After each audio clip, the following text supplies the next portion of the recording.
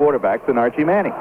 Well, you know, the funny thing, I've heard rumors down here that they don't play as well with Manning anymore. They figure he's on the way out. They really like been here. He's about 34 years old now, too. That's right. He's spent his whole career here and has really played with some awful teams and hasn't had the opportunity to look that good, even though he's a great athlete. But now they seem to rally more behind this Wilson, the kid they got out from Illinois. All right, we'll see what happens here. We're going to come back with a special guest in 1 minute, right after we pause for this message on the Green Bay Packer Radio Network. Good.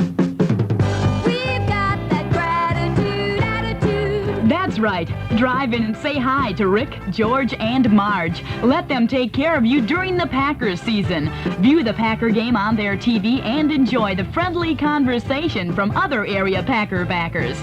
The Corner Bar of New London, the place to go for Packer football and that gratitude attitude.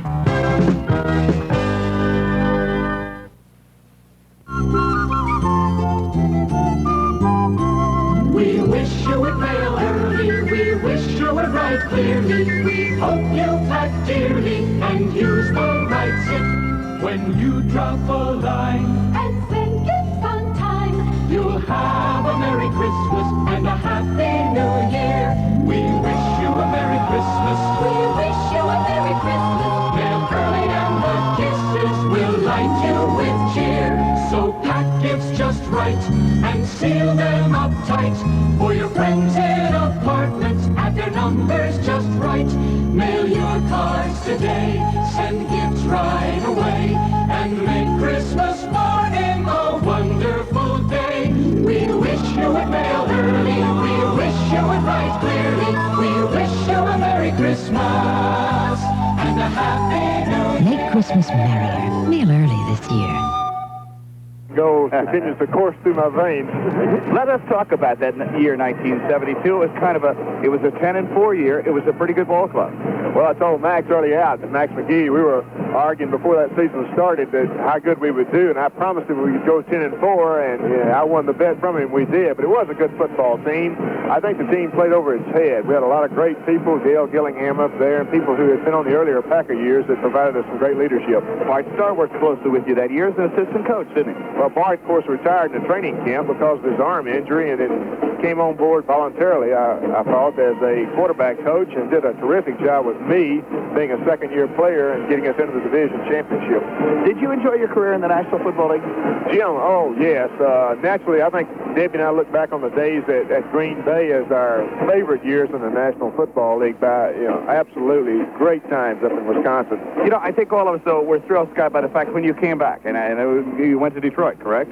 Yes, came back with Atlanta in 1976. Right. Pat Pepper. And you had some good ball games there, too. Yes, we did. We had a football team that really wasn't as good as our Green Bay team of '72, but it was a team that we had a chance to win a few games with, beat Dallas, and we had it. Oh, Green Bay. Let us talk about now. What are you doing now? Where are you located? I'm in Mobile, Alabama, which, of course, was my home and is my home, and I'm doing work for a CBS affiliate down there, WKRG-TV. And you're on television? Yes, on television. They're pretty face, like all of us, right? All us old quarterbacks retired to the sportscasting booth. How do you like it? I'm enjoying it very much. It's gotten me a chance to get back into the atmosphere of football, and I've really enjoyed it. And you worked there, or at least you did, I don't know if they're still there or not, with an old pro named Jack Drees.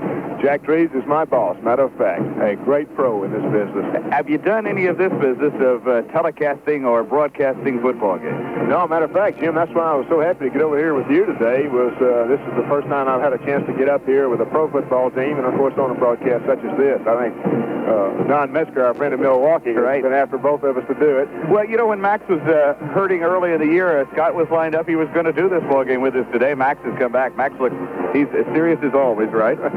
Looks as great as always. And we're glad to have you here today. And we'll talk some more as we progress through this ball game. But thanks for coming by, and we wish you the best of luck in the world. Thank you, Jim. Just glad to be with you. Scott Hunter is our guest, and we'll continue and take a look around the National Football League in 1 minute right after this message on the Green Bay Packer Radio Network. Give that man a blue ribbon when the real taste of beer is everything you thirst for, 'cause it keeps on drinking easy all the way. When the most that beer can be is all that's gonna make it. Soon there's only one thing left to say. Give that man a blue ribbon. Give that man a blue ribbon. Give that man a blue ribbon. The original blue ribbon beer. Pabst Brewing Company, Milwaukee, Wisconsin.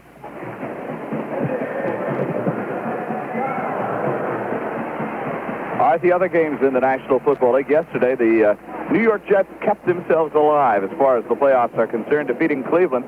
That final score was 14-13. Detroit surprised Minnesota 45-7. Today, it's going to be Baltimore at Washington, Buffalo at New England, Chicago is at Oakland, Cincinnati at Pittsburgh, Houston at San Francisco, Miami at Kansas City. The New York Giants play at St. Louis.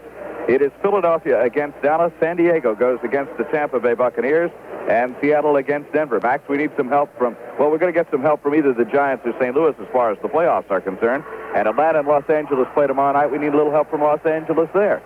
I'll tell you, Jim, the biggest help the Green Bay Packers need is to win their next two games and then let things fall in line. And believe me, I'm really excited about being involved in a game now that does mean as much as it does. I'd like to see if the Packers can perform in a situation where they must. You know, a lot of times teams, they don't play well until they're out of it, and then they play well, and all at once they're back in it, and they go back in a shell again, and I'm in hopes that Green Bay doesn't prove that today. I think you're right about that. I think this is probably the biggest game they've had in a long, long time. Well, I'm sure it is, and if they win today, it'll be even bigger next week in New York, and when you got two games in a row on the road, they haven't won very often, two games in a row on the road, it would really show the character of this team, and it'd be really a big boost for Bart Starr if he could win these last two games. I was going to say, and again, that is still the situation. Bart Starr's contract is up at the end of the next ball game against the New York Jets, and that's to be considered by the executive committee. Well, I would say in light of the last winning streak that Bart and his team has had, and as well as they've played, I would think possibly that these last two games would really mean something to Bart, and I really hope they win them. All right. So we'll have the ball game coming for you. It is the Green Bay Packers against the New Orleans Saints. Now, this is Jim Irwin reminding you to stay tuned. That's today's Packer Preview.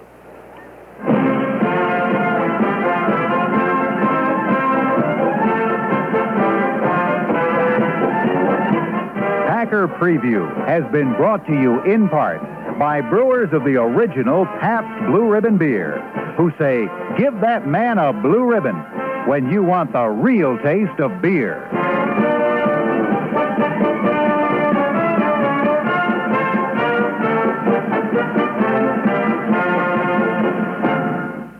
Radio 62, W. Play of the Rose Bowl game on January 1st. There's no such thing as taking a quick peek at the 15,000 square foot video department at Copeland. Copeland has one of the largest selections of video equipment in the state, and that means that Copeland can satisfy all of your video needs, from videotape to video recorders to widescreen TV. Copeland has GE portable VCRs and VCR cameras. Take them anywhere, to a family gathering, to a birthday party, to capture a child's first step, and see the results immediately. And when you buy your VCR from Copeland, you get 6 free movie rentals and a 1-year movie club membership, a $50 value free. Then be sure to check out the Super GE widescreen televisions. If you haven't seen sports on GE widescreen TV, you're missing magic. Copeland also has all sizes and models of GE black and white and color TVs, with over 200 sets on display, all best value priced. And right now, a GE portable color solid-state TV is value priced at just $238. Copeland offers you more every day, so always shop Copeland's before you buy, just to be sure. Copeland, 76th and Fond du Lac.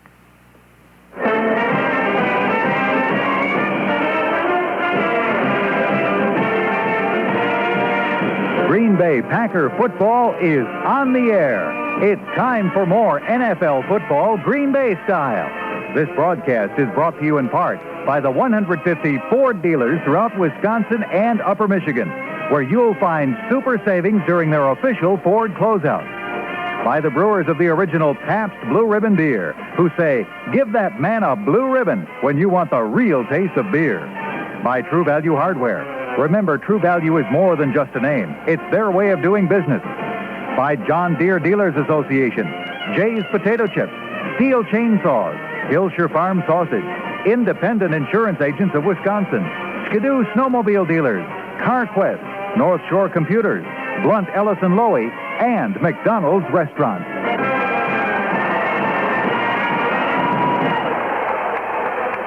From the Superdome in New Orleans, Louisiana, it is football time. The Green Bay Packers against the New Orleans Saints. And it could be snowing, it could be a hurricane, there could be a blizzard. It wouldn't be any problem at all. We're playing indoors today at the magnificent Superdome in New Orleans, and they can seat about 80,000 people here. But Max McGee, there will not be 80,000 today. Well, I'll tell you, I look across, it don't look like there's 40,000. I know they're expecting just over 50,000, but they haven't got here yet. We talked about this earlier. This is not the best place in the world for you and me as far as playing is concerned. I'd rather see outdoors and on the natural turf. Well, I agree. I always enjoyed playing outdoors, even when it was cold, and that's the problem here. You got to play on this hard stuff, and it's kind of hard on your feet. All right, we're going to go down on the field. Here's the playing of our national anthem.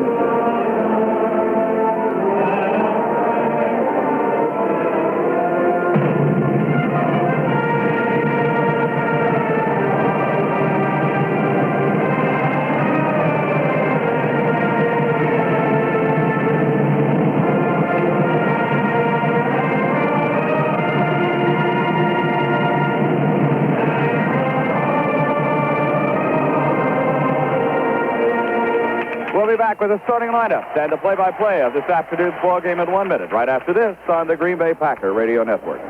Residents of the Fox Valley have turned to the Fox River for transportation, for recreation, and for nearly 100 years for electricity. Hi, this is Joel Kleinerman for the Fox Valley Festival of Light. Next September, the Fox Valley will celebrate the 100th anniversary of the world's first hydroelectric power plant located in Appleton. To commemorate this historical occasion, the Fox Valley Festival of Light has made a limited number of 1982 souvenir calendars available at just $4 each. The calendars contain original pen and ink sketches by Ray Hudson and photo reprints of historical landmarks of the Fox Valley, making these calendars valuable gifts to be treasured.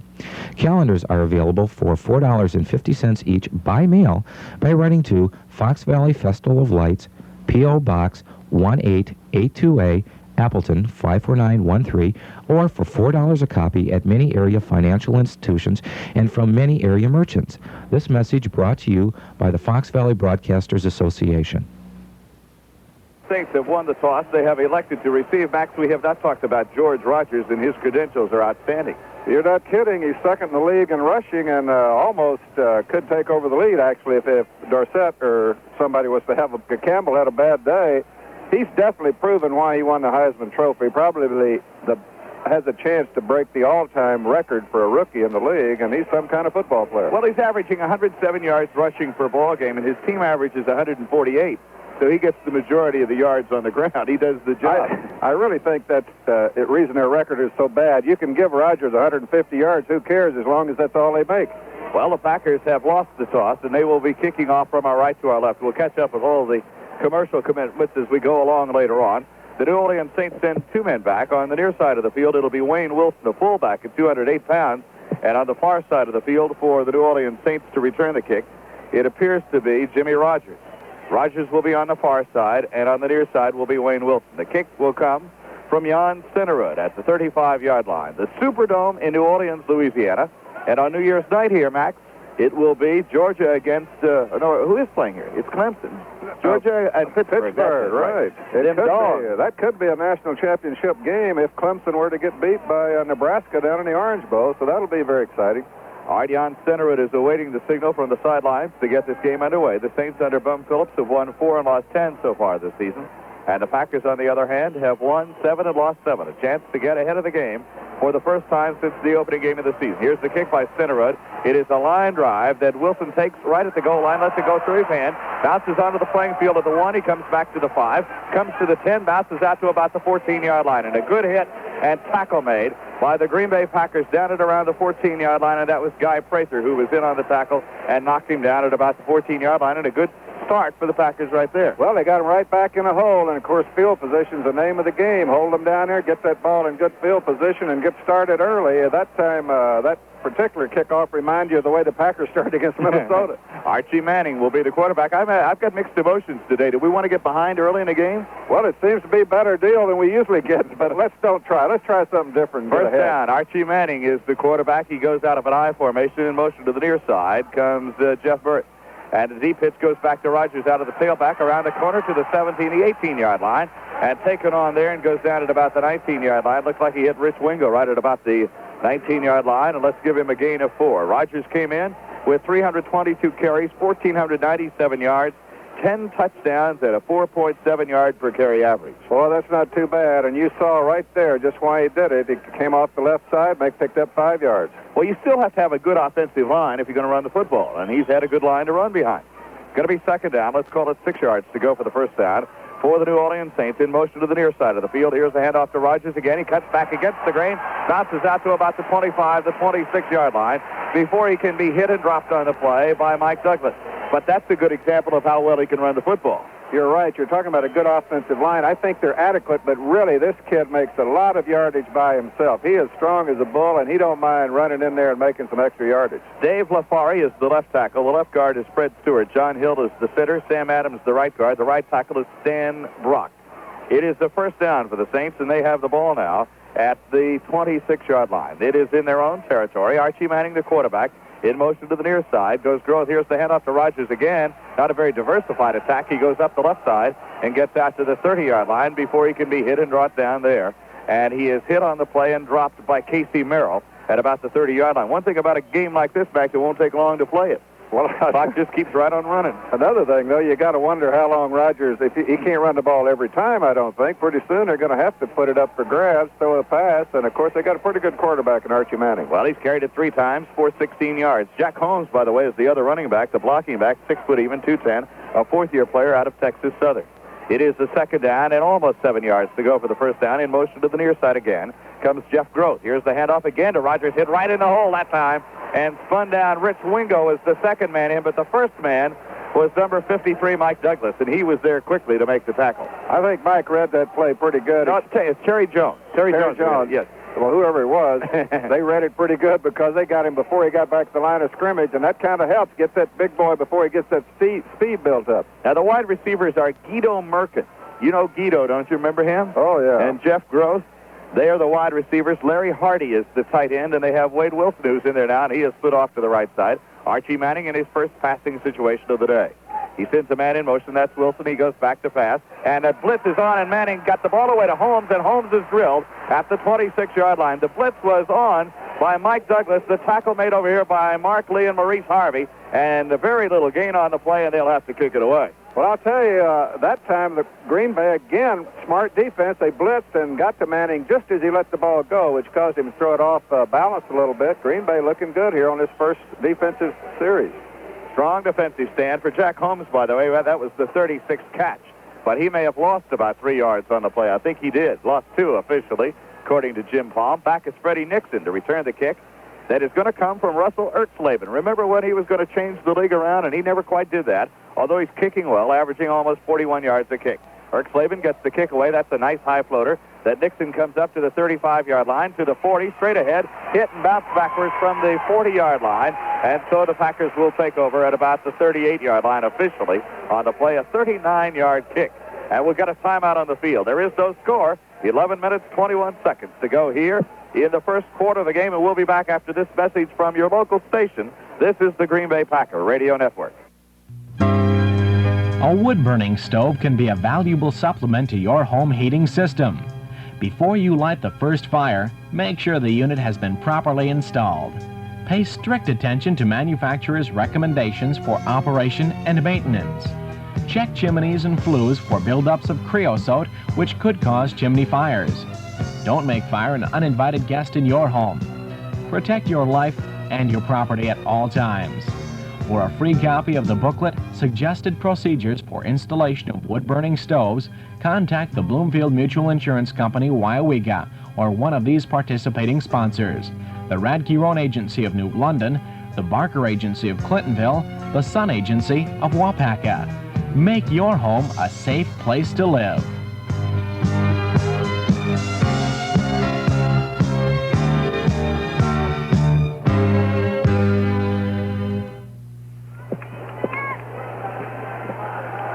So the Packers take over the football. It's at the 38-yard line in their own territory. Good defensive play, as Max did during the commercial timeout, gives you good field position. J.J. goes to the left side. Off to the right is James Lofton. First down for the Packers. In motion is Gary Ellis to the far side of the field. Here is the fake handoff. They throw a screen to the right to Ellis, looking for a block, and he's knocked down on a fine defensive play by the New Orleans Saints, and the man who made the tackle was Derland Moore, a 9-year veteran out of Oklahoma. And Gary Ellis again did a little stutter stepping rather than running with the ball, Max. It cost him 5 or 6 yards. What it did, it cost the timing out there. The timing looked pretty good when the pass was first thrown, but, a screen is so critical that you get off on, with the blockers get off the same time the ball carrier, and they didn't that time. As a result, they lost a yard, and it's 2nd and 11. Lynn Dickey, 173 passes out of 300. He completes 173 of them, 2,279 yards, about 58%. Here's Kaufman in motion to the right side. On second down, the handoff goes up the middle to Gary Ellis, and there's nothing there. He's hit by the defensive unit. That includes Jerry Boyvarsky and Eloise Grooms. The linebackers are Ricky Jackson, Glenn Redd, Jim Kovash, and Rob Nairn. And the left cornerback, Dave Waymer, Russell Gary, the strong safety, Tom Myers, the free safety, and the right cornerback is Johnny Poe. Hasn't Tom Myers been around here forever? Well, I don't know. How long has he been here? 10 years. 10 years. That's a long time out of Syracuse. Third down for the Packers. And J.J. goes to the right. James Lofton comes to the left on a third down and about 10 yards to go for the first down for Green Bay. We're early in the first quarter. No score from the Superdome in New Orleans.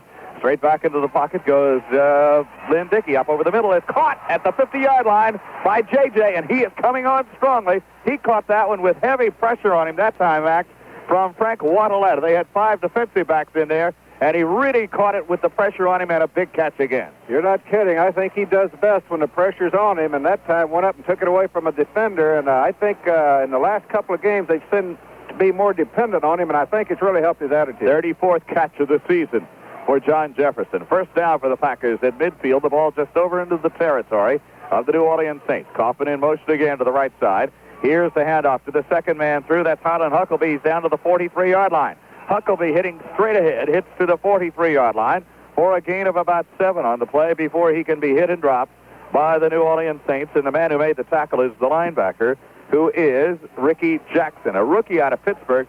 Max, they have 10 rookies on defense, and of the 19 players they have on defense, 10 are rookies, more than half of them. But I suppose when you're playing in the 15th game, you're really not much of a rookie anymore, are you? Well, not if you played the whole season. You know, the Saints really cut their payroll way down. They got rid of all the expensive boys. Second down at about 3 yards. They're still paying Taylor, aren't they? Second down, a handoff to Gary Ellis. Try to get to the outside. Now he reverses, comes back the other way, got some blocking in front of him. To the 40, to the 35, to the 30, and he goes out of bounds at the 27-yard line. Now, we criticize him for stutter stepping. We'll have to give him some credit that time because he came back the other way and ran it all the way down to the 26-yard line. Well, you're right, Jim. I don't really say criticize. When I mentioned the fact that sometimes when it's second down and 2, I think you're better off to go ahead and get a yard than take a chance on losing 8. That time he got away with it. Big play. But, you know, you can't make, every play can't be a touchdown. You got to realize that. At the 26-yard line of the New Orleans Saints, the Packers have a first down and a good drive here on the very first possession. This looks like the Packers of earlier in the year when they would play well in the first quarter, and that was it. Let's hope that's not happening today. Well, I like this drive. I do like it. Well. All right, first down at the 26-yard line. Again, we have Gary Lewis in there now. He's in motion. Dickey on play action. Fires it over to the left side. Lewis caught it. Lewis spinning away to the 20-yard line, down to the 19-yard line. The rookie out of Texas Arlington catching only his third pass of this season, but it's a gain of about 7 or 8 yards on it. I'll tell you, he's an impressive rookie, too. They know this kid can play. It's just unfortunate that he's playing behind Kaufman, who's having a great year. But somewhere along the line, he's going to make a difference in this team because he's got a lot of speed, he's a good blocker, and he's a good football player. And you know, in a key game, doesn't it make a rookie feel good to go in and make a contribution right away? You're not kidding. 2nd and 2, that's a good position. You win a lot of games with 2nd and 2 all day. The ball is at the 19-yard line. We have a wing on the left side, and that's Paul Kaufman, the tight end. He goes in motion to the far side or to the right side of the offense. Hand off to Huckabee. He's got a first down as he slips down at the 16-yard line, and he should have the first down. I believe they'll put the ball down at the 16-yard line. Some scores for you. Washington 7, Baltimore nothing. That's the first quarter, and St. Louis leads the New York Giants 3-0. I think probably we want the Giants to beat St. Louis because in head-to-head competition, the Packers have the edge on the Giants this season. Well, that's true. Anyway, I quit trying to figure all this stuff out. Me too. All I know is if Green Bay wins the next 2, they got a chance to be playing in the playoffs, and that's as far as I'm going. I guess as a player, that's what you do, isn't it? Just go out and play the game. Win the ones you got and let the other things fall where they may. We were talking about rookies. Do you remember your rookie season? Yes, I do. Is your memory that long? Oh, it's been a long time. I remember that better than almost any year because, in those days, I remember the first TV, Saturday night television. Philadelphia Eagles, Green Bay Packers. Did you play much? 3 touchdown passes. You did? That's right. Or Philadelphia did? That's about all I did that year. Were you a starter in your rookie year? Oh, yeah. Started the first day I got there. But you have to understand it wasn't the world's greatest team, right? No, we didn't. We weren't that bad. We weren't that good either. First down at the 16-yard line for the Packers. Split the 2 running backs. Behind Lynn Dickey, and the handoff faked and play action. Now he looks, fires it up over the middle, caught by Kaufman, and Kaufman has the ball separated from him right at the 10-yard line, and he is knocked down hard, and he may get up very slowly. Boy, was he hit hard, coming over the middle. In there to make the tackle, I believe Waddellette was in on the play, among others, and they knocked him down at the 10-yard line, and he simply could not hold on. Believe me, Frank Waddellette, who weighs only 185 pounds out of Kansas, hit Kaufman, and it was all over, and that was really a joke. I'm surprised he didn't hold him. I mean, no way you could hold on the ball. Well, the interesting thing about the ball, Max, the ball was loose before he got hit. I think what he did was he looked up at the defender and lost the ball at the same time, and then he got hit on top of it. If you're going to get hit, you might as well catch it. It's a second down at the 16-yard line. And here is Dickey on the draw play up the middle to Gary Ellis. Steps away from 1. He's down to the 10-yard line. He's inside the 10 to about the 9 for a gain of 7 yards. Finally knocked down by Ricky Jackson for 1. And the second player on the defensive unit again is Frank Waddellette, who is the rookie out of the University of Kansas. But it's a gain of 7. And now a key play, a 3rd down and 3 at the 9-yard line. Well, it is key. You'd really like to come out here with 7. Anytime you make a drive like this and only get 3 points, it's somewhat of a letdown, so 7 points is what they're looking for. At the 9-yard line, it would have to go just beyond the 6-yard line for the first down. Gary Ellis and Harlan Huckabee are the running backs. The offensive line has played well recently. And here is Dickey back to throw. He flips it off to the right side. Gary Ellis to the 5. Gary Ellis inside the 5. Touchdown, Green Bay.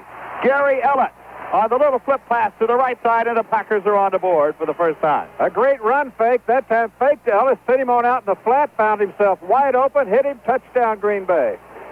All right, the Packers get the first drive, and it goes a total of 62 yards. And the Packers are in the end zone, and that's what you want to do against a ball club that's not real good. You stick it to them early. That's true. The team like the Saints who don't have much going, they come out here pretty high, but if you get it to them early, there's a chance they might let up a little bit, and that would be what you were looking for. For Lynn Dickey, that is his 13th touchdown pass of this season. Jan Stenderid's try for the extra point is up and good. The Packers lead 7-0, and for Gary Ellis, his 3rd touchdown receiving and his 7th of the year. A timeout on the field. We'll be back in a minute after this message on the Green Bay Packer Radio Network. Look out, world! Here comes Air Supply for Ford EXP. Brand new two-seat, moving to the offbeat. You and me will leave the world behind us. Catch it if you find us. Introducing life's most exciting number. 2, as in he and she, you and me, and two-seat Ford EXP. Look out, world! Here comes Ford! Here comes front-wheel drive, 4-wheel independent suspension, some smart little gauges, and room for 2 very lucky people. Look out, world! Here comes Ford! See the 82 EXP and all the 82 Fords at your local Ford dealer soon.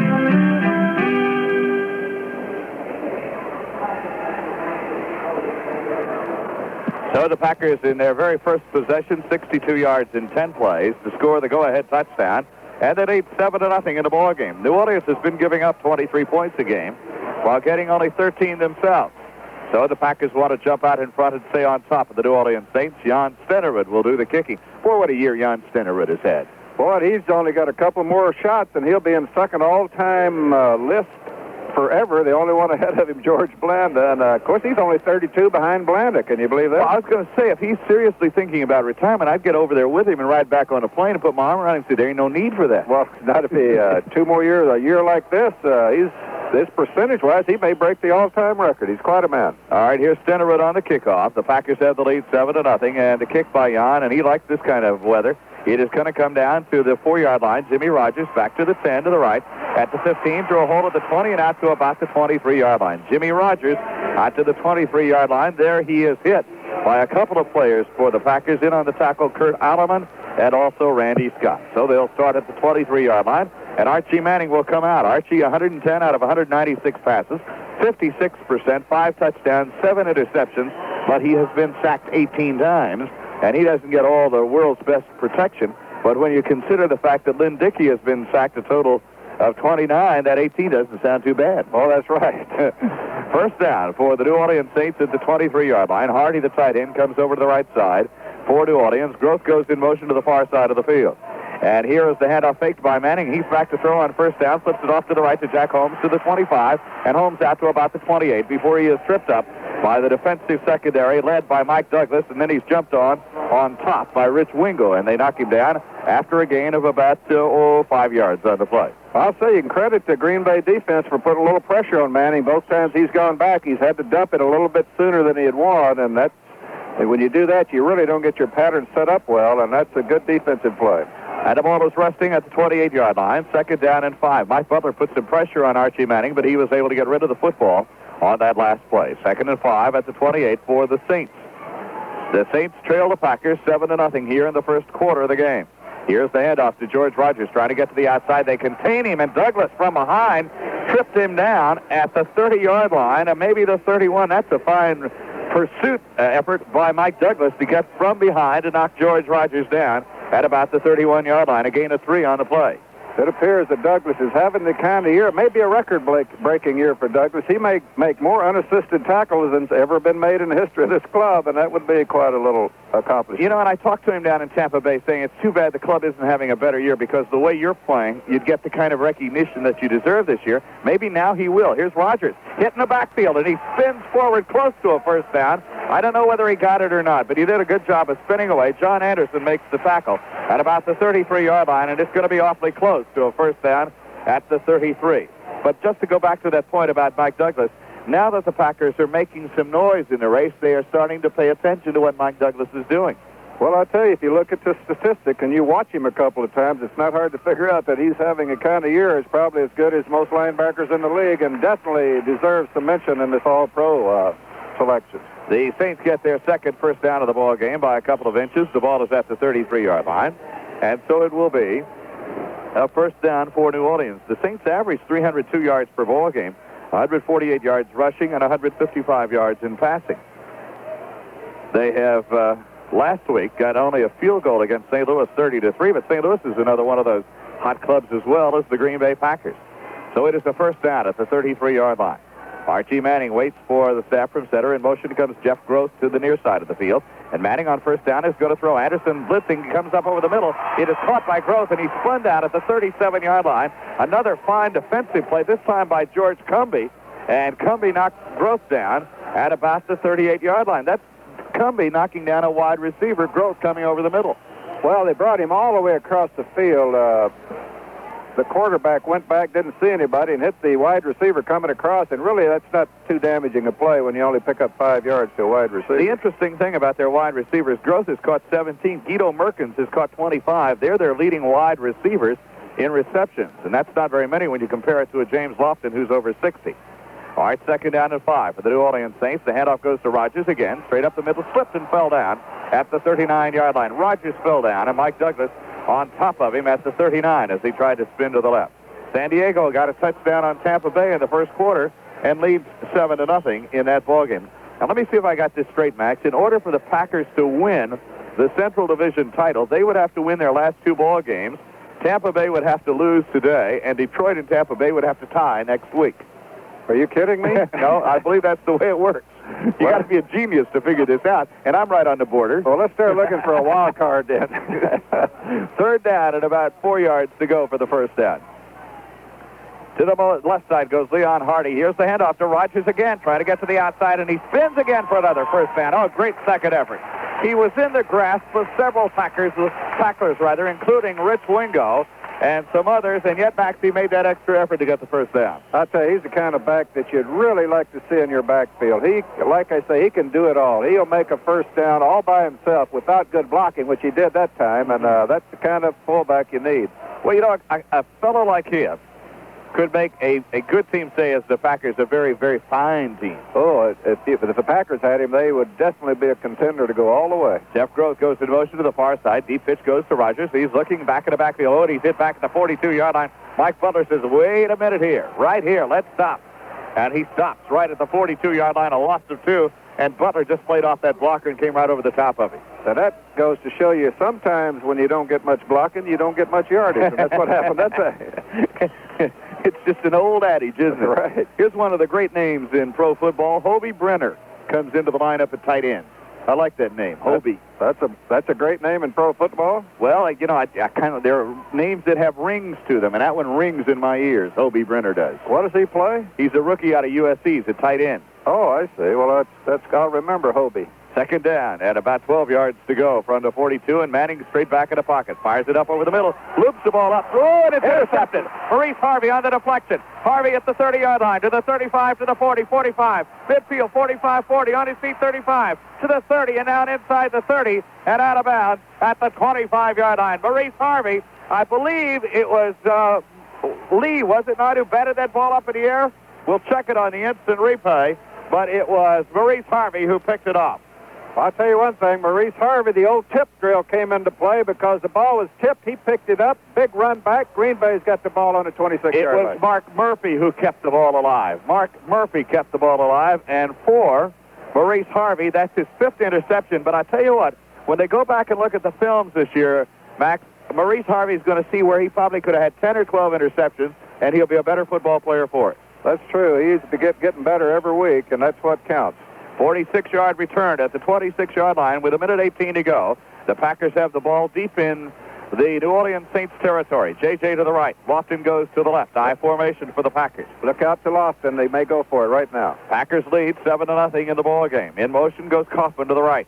Here is Dickey. He hands it off to Huckabee. So much for that premonition. Gain of 2 as he hits it over on the right side. Well, I thought you're thinking back to the Bart Starr Scott Hunter days.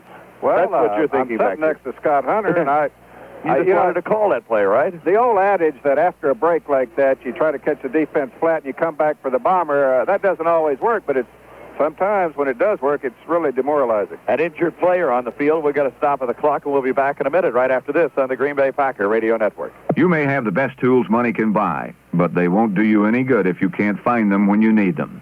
Now, with the December Tool Value of the Month from True Value Hardware Stores, you can keep your tools in one place where you can always find them. Hi, Pat Summerall to say it's the heavy-duty Master Mechanic Toolbox for just $8.98. This 19-inch toolbox has a tote tray with socket divider and hip roof design for greater storage area. It also features all steel construction and a single draw bolt with padlock eye for greater security. And the December Tool Value of the Month from True Value Hardware Stores also has a weatherproof, full-length piano-type hinge and baked enamel finish.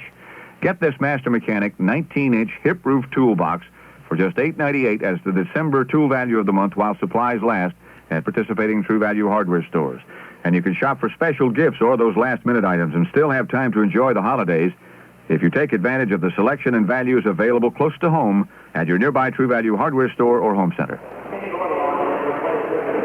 The injured player was Ricky Jackson of the New Orleans Saints. As we come back into play, it'll be a 2nd down and 8 for the Packers. The ball resting at the 24-yard line of the New Orleans Saints. Maurice Harvey's interception has set up an opportunity for the Packers.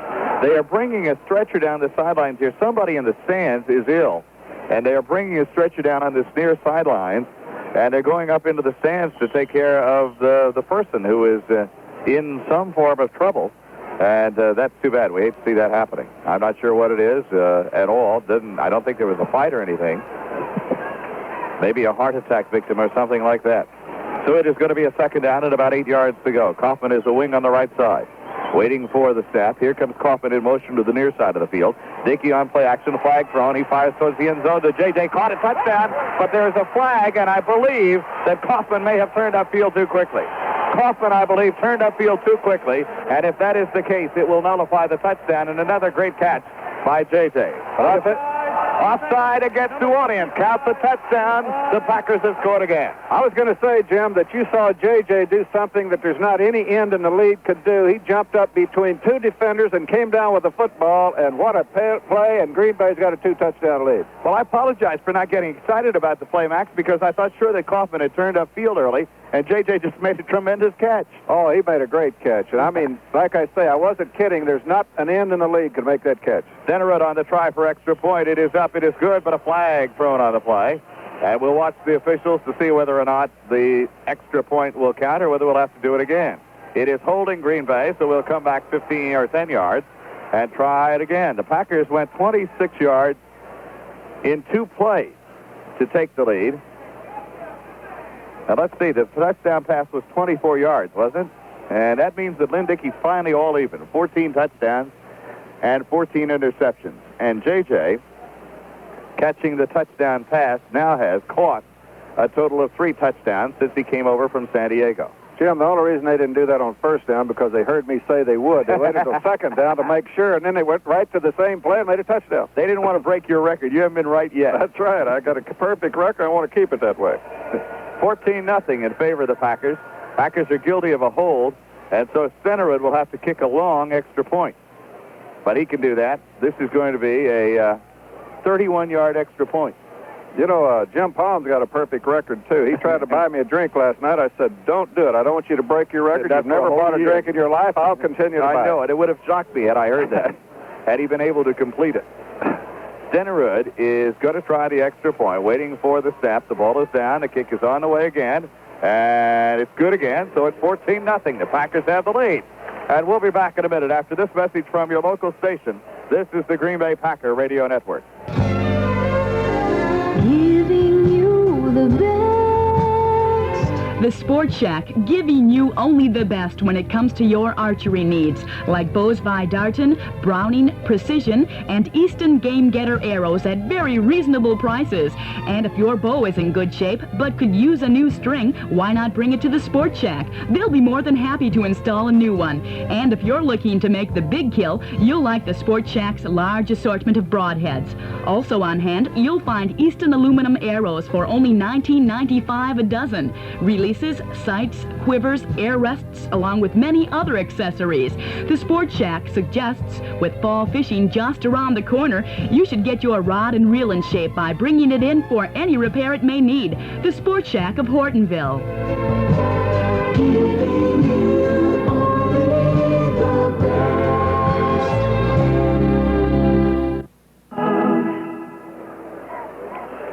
So with 37 seconds to go here in the first quarter, the Packers have jumped out in front 14-0. The Packers came into this ball game about a 3.5-point favorite. They haven't been favorites in many of the ball games, but they were today. I'll tell you, when you're favored on the road 3.5, that's a pretty big line. And I think you're going to find here that the Saints are going to start looking for Wade Wilson here before long, because once he gets Dave Wilson, excuse me. Once Dave gets a shot, I think the Saints will play a little better. All right, here's the kick by Stenerud. That is going to come to Wilson, and Wilson takes the ball at about the 8-yard line to the 10, to the 15, to the outside. Oh, he got a hole. He's to the 30, the 35, and on his feet and out of bounds at about the 36-yard line. And Stenerud is the man who knocked him out at the 46-yard line, rather. Nice play by Jan Stenerud. He might have saved a touchdown there. He knocked him out at the 46-yard line, and there the Saints will take over in good field position. And, boy, you don't want any letdowns. As we've said many times, jump out ahead 14 points. It's easy to sit back and relax, and before you know it, you're in a dogfight. Packers got to play good defense here. All right, first down for the New Orleans Saints, and they're at their own 46-yard line, which is about the best penetration of the first quarter so far. Been a quick first quarter and a productive one for the Green Bay Packers. Guido Merkins, who is out of Sam Houston State, is split off to the right side. Jeff Gross is to the left. High formation again for New Orleans. In motion comes Gross to the near side of the field. Archie Manning deep pitch to Rogers. Rogers cuts back, hit it right at the line of scrimmage, and that's all. He is hit by Rich Wingo and right in the hole and knocked down at the line of scrimmage for no gain. And listen to the murmurs from the crowd. They want you to throw it. Well, I think they are a little sick of Rogers here already. He's ran the ball about 10 times already. And you know, when you're down 14 points, the fans immediately get impatient. They want to see the ball in the air. But if you start throwing them up there for no reason, you're in trouble. That's the end of the first quarter with the score. The Packers 14, the Saints nothing. We'll be back in a minute after this message on the Green Bay Packer Radio Network. I know you know Wisconsin is America's #1 dairy state. Here's something I bet you don't know. Hillshire Farm in New London ships smoked sausage coast to coast and is America's #1 smoked sausage maker. There's good reason they sell so much. Smoked sausage is growing in popularity every day because it's quick to fix and it's delicious. And Hillshire Farm makes the very best. They use only farm-fresh meats, natural seasoning, and natural hardwood smoke. Next time you're shopping, remember Wisconsin's other claim to fame, Hillshire Farm smoked sausage.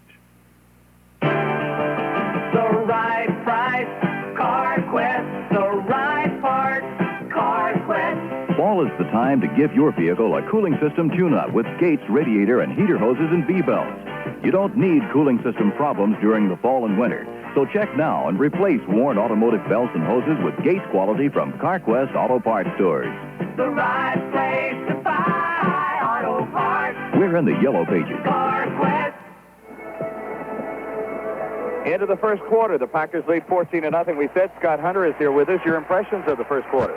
I just can't believe this Packer team has come to play this well. They're just playing great, and if they continue to play like this could be a playoff-bound team. Well, we were talking about you jump on somebody, and they've done that.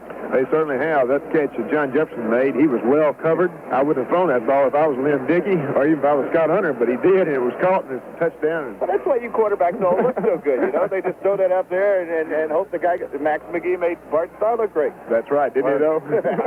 I was going to say, Scott, if you had these two ends, one on each side, you could just throw it up for grabs. They'll catch about 90% of it. It's just like being in a circus. Just throw it in the ring, and one of you guys will get it. All right. It is at the 46-yard line. The New Orleans Saints have the ball, and the Packers have the lead by the score of 14-0. And the Saints are at their own 46-yard line with a second down and 10. And, Max, I think the one impressive thing of that first quarter is the way the defensive unit has gone after George Rogers, and they've gone after him very hard. Well, they have definitely forced Archie Manning to the air. If they don't force him, the fans will, because they're all getting a little restless around here. But they did give up that field position. They had them in the hole the first quarter, and now they're out around the 46-yard line. They could afford to do a few more things. All right, in motion to the far side goes the tight end. Now he sits up, Larry Hardy, on the right side of the field. And he comes back in motion, Gross this way, and here's Manning on play action, back to throw. Archie's in trouble. Now he's giving up more ground. Throws the screen up the right side. It is caught by a receiver over on the right side. That's Rogers. And he is knocked out of bounds at about the 47 or 8-yard line. I'm not sure what that play was, Max. Well, it looked like a screen that didn't work, as it ended up, Manning ended up throwing a 30-yard pass for a 2-yard gain because he gave up about 20 yards before he let the ball go. And I think Rogers was supposed to have been in the screen, but the screen fell down, so he threw it to him anyway. Good heavy pressure that time by the Green Bay Packers on Archie Manning. And the ball is back to the 48-yard line. Gross has the ball. I hope nobody heard what you said there. I didn't have my headset on when I said that. Okay, all right. Two receivers to the right. Here's Gross in motion to the near side of the field. He goes with a stutter step now, increases the speed. Back goes Manning to throw. Manning flips over to the right side. It is caught by the man coming out of the backfield for a first down all the way down to the Packer 42-yard line. And that's Toussaint Tyler, a rookie out of Washington, caught the ball and ran well all the way down to the Packer 34-yard line. And as you said, you can't let up now. At a first down and a nicely executed play that time, Toussaint Tyler is the man who caught the ball and ran it downfield. Well, I tell you, they lost him as he snuck out of the backfield, got wide open in the middle, and had all that running room. And like you say, you can't relax. All they want you to find yourself in a big dogfight. 18th catch of the season for Tyler. And a first down for the Saints at the Packer 34-yard line. To the right side goes Gross. Who do you figure named him 2 cents? I don't know. I thought he would be from Louisiana, wouldn't you? Yeah, it sounds But he's from the University of Washington. It is going to be a first down at the 34. Here is Archie. Deep pitch to Rogers. Oh, and they hand it off to Groth on a reverse. He comes back the other way, and he goes down to the 36. Somebody made great penetration and knocked Rogers down, and just as he was going down, he handed the ball off to Groth on a reverse, and that's what broke up the reverse, or it might have gained a lot of yards. Well, you're not kidding. The whole there was more green shirts in the backfield, and there were white ones there, and they really messed up that reverse call. I'll check and see that who the hitter was. I can't really tell you who the hitter was on the play, but it was a heck of a defensive effort. It might have been Murphy or Wingo. I'm not sure which one made the hit initially. It's going to be a second down and about 12, a loss of 2 on the play for the New Orleans Saints. Archie with lone running back. He has receivers to the left and right, and Rogers is out of there right at the moment. He's gone to his passing attack. Here he fakes. Now he looks, fires a post batter to Merkins. He dropped it at the 25, and he was wide open. Guido Merkins, a fourth-year player from Sam Houston State, dropped the post pattern, and he was wide open. And, boy, he is a scooter. You can't throw him any better than that. You hit him on the numbers. He had both hands on the ball, and all at once he felt those little footsteps and dropped the football, and that hurts. When you got those kind of things, that could have been a touchdown, Jim. It could have and probably should have been. It certainly would have been a first down without any question. Guido Merkins. With that kind of name, you can't afford to drop too many. There aren't many teams in the league who have names such as Guido, Hobie, and Toussaint. I thought Guido Merkins, I thought that was a used car. It's third down and 12. Groth is in motion to the near side of the field. Here is Banning, straight back in the pocket. Archie looking good protection this time, fires it up over the middle to Hardy. First down, and Hardy down to the 19-yard line. Hardy, the tight end, Larry Hardy out of Jackson State, has the first down to the 19-yard line before he can be ridden down on the play by Estes Hood, and Archie's starting to work a little bit now on the Green Bay Packers. Well, he's getting some time to work, and that's all you need back there, some time, and the Packer defense now is kind of relaxed and got back on their haunches, and all at once they're in a little bit of trouble on a 19-yard line. First down, they're going to have to buckle down, or this is another football game. John Anderson and Estes Hood made the tackle on the play. So it's at the 19-yard line at a first down for the New Orleans Saints. Need a turnover right here to blunt the momentum of New Orleans. Deep pitch goes back to Rogers. He turns upfield, ran into his own man, and he's going to be hit and knocked down at the 20-yard line. It is Wingo in there, along with Terry Jones and George Cumbie. But actually what he did, he ran into his own blocker out in front of him. You couldn't get the blocker out of the way, and he ran into him. And he's knocked down at the 20-yard line, no gain on the play. You're right. The lead blocker in front of him, Rogers couldn't decide which way to cut. As a result, ran right into the blocker and lost a yard. He carried the ball 322 times, Max, coming into the game in 14 games. That's about 23 times a game he carries it. Boy, you earn your money that way, and he's getting a lot of it. Second down and about 11 for Archie Manning. Wing on the left side. That's Hardy. He goes in motion to the right. And Manning on play action again, back to throw, pressured from behind, and incomplete, throwing at the 20-yard line. Cumbie on the receiver. Manning got knocked down after he got rid of the ball on perhaps a close hit, but it was not a late hit. At least they didn't throw the flag on him. He was intending it for Tyler, and Tyler could not hold on. I'll tell you what, the fans were mad about. They thought interference should have been called on Cumbie, who was very close to interference, but the official said it wasn't, so now it's third down 11. Third and 11 at the 20-yard line. The Packers would like to stop the Saints right here. Rogers goes out of the lineup for New Orleans. Groth, Wilson, and Merkins go to the right. Cumbie comes back in. Somebody's confused, and Archie calls the timeout. We'll be back in a minute right after this message on the Green Bay Packer Radio Network. Good complexion tips from the Cuticura skincare specialist. Hello? My complexion is part dry and part oily, especially by my nose. That's combination skin. Try Cuticura medicated soap. Cuticura? Cuticura is formulated with cleansers to penetrate beneath dirt and grime to lift out excess oil, with an antibacterial ingredient and with conditioners designed to help dry patches feel soft and smooth. I'll try Cuticura. Want a fresh, beautiful complexion? Cuticura medicated soap can help combination skin. Use only as directed. Judy Rankin addresses the ball. Hi, I'm Judy Rankin. You know, my woods have been good to me over the years, and that's why I'm asking you to be careful with wood while it's still on the tree. The trees in our forest produce many things that we sometimes take for granted, like the wood in our golf clubs. So remember, only you can save the eagles and the birdies, because only you can prevent forest fires. A public service of this station, the Smokey Bear Program, and the Ad Council. So we go to third down and 11 at the 20-yard line. And, Max, this is a big play right here to stop these New Orleans Saints and make them at least take the field goal try. Well, that's right, because if you could stop this drive, the first drive actually the Saints have had, I really think if they could keep them to a field goal try, it would really demoralize this team, and they have a tendency to do that. This whole drive by the New Orleans Saints was set up by the fine run back by Wayne Wilson. And he ran the ball out to the 46-yard line, and they now have put it down at the Packer 20-yard line with the third down and 11 yards to go for the first down. The 20-yard line of the Green Bay Packers. Ezra Johnson is in there along with Casey Merrill. Looks like the Packers have a four-man front. Terry Jones and Mike Butler. So they're going to put some pressure on the quarterback Archie Manning on third down and 11. Archie up under has one lone running back, has everybody else over to the right side, waiting for the snap from center. He waits a long, long time. Now Archie goes rolling to the right, wants to throw, flips it upfield. It's deflected and intercepted. Picked off by the Packers. Deflected at the line of scrimmage. And I believe it is Maurice Harvey who got it again, is it not? And the Packers have the ball. Who's got the ball? It's Mike McCoy who intercepted. The ball was deflected, and McCoy picked it off, and the Saints have been stopped. I'll tell you, a big interception. That time the ball was deflected close to the line of scrimmage, went up. Maurice Harvey deflected it, Max, and deflected it up in the air, and it was caught by Mike McCoy. That's the way it worked. I'll tell you, Maurice Harvey's having a nice day today. For Mike McCoy, by the way, on the interception, that will be his second of the season. And the Packers have had a lot of interceptions this year, and that defensive unit's starting to play so well the last 3 weeks. Didn't you just say they needed a turnover? Well, they got it. All right, first down at the 15-yard line for the Packers. 11 and a half minutes to go in the second quarter of the ball game. Here is the handoff. The deep pitch goes to Gary Ellis. He cuts upfield, gets into the hole to about the 17 or 18-yard line before he can be hit and knocked down on the far side of the field. And the man who made the tackle for the New Orleans Saints is linebacker Glenn Redd, a rookie out of Brigham Young University.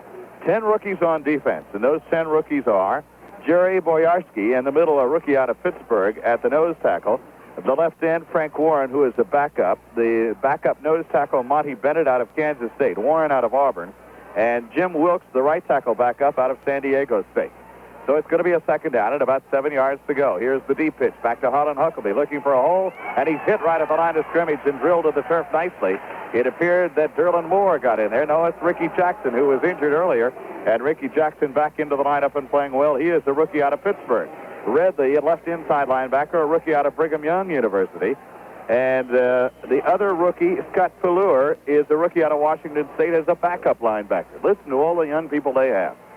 Well, Baum's decided they got to start from scratch here and let these kids play and learn how to play football, and he's got them in there. And, of course, Green Bay is to their advantage because they got some inexperience in there. Third down and 7 for the Packers back at their own 19-yard line. Need a big play right here with 10-17 to go. The Packers lead 14-0. Nose tackle almost jumped. Back goes Lynn Dickey to throw. Lynn steps up in the pocket. Now he's hit and dropped.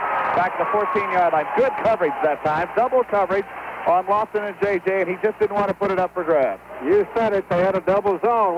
Two guys on Lawson, 2 on J.J., and a linebacker was covering Kaufman, but nobody was open. He had to eat it, and now the Packers get a little conservative here, and that's not the thing to do this early in the game. All right, the ball is back at the 13-yard line, and in to do the kicking for Green Bay is Ray Stankiewicz, averaging 40.7 yards per kick. He was noted as a cold weather kicker. Let's see how he does in the hot, warm weather of the dome. Well, I'll tell you, it's great to kick in the dome because no wind is the greatest way to punt. Back deep for the New Orleans Saints, waiting as Stankiewicz gets the kick away, and he gets a line drive low. It's going to be returned by Groth at the 48, the midfield, 45-yard line, and he reverses, comes back the other way, and he's going to be knocked down at about the 42-yard line. Again, Stankiewicz with a line drive punt. Got to get the ball up higher and longer. It's a 40-yard low kick. Timeout on the field. We'll be back in a minute after this message on the Green Bay Packer Radio Network. Give that man a blue ribbon and the real taste of beer is everything you searched for. Could you keep on drinking easy all the way when the real taste of beer is all that's gonna make it? Then there's only one thing left to say. Give that man a blue ribbon.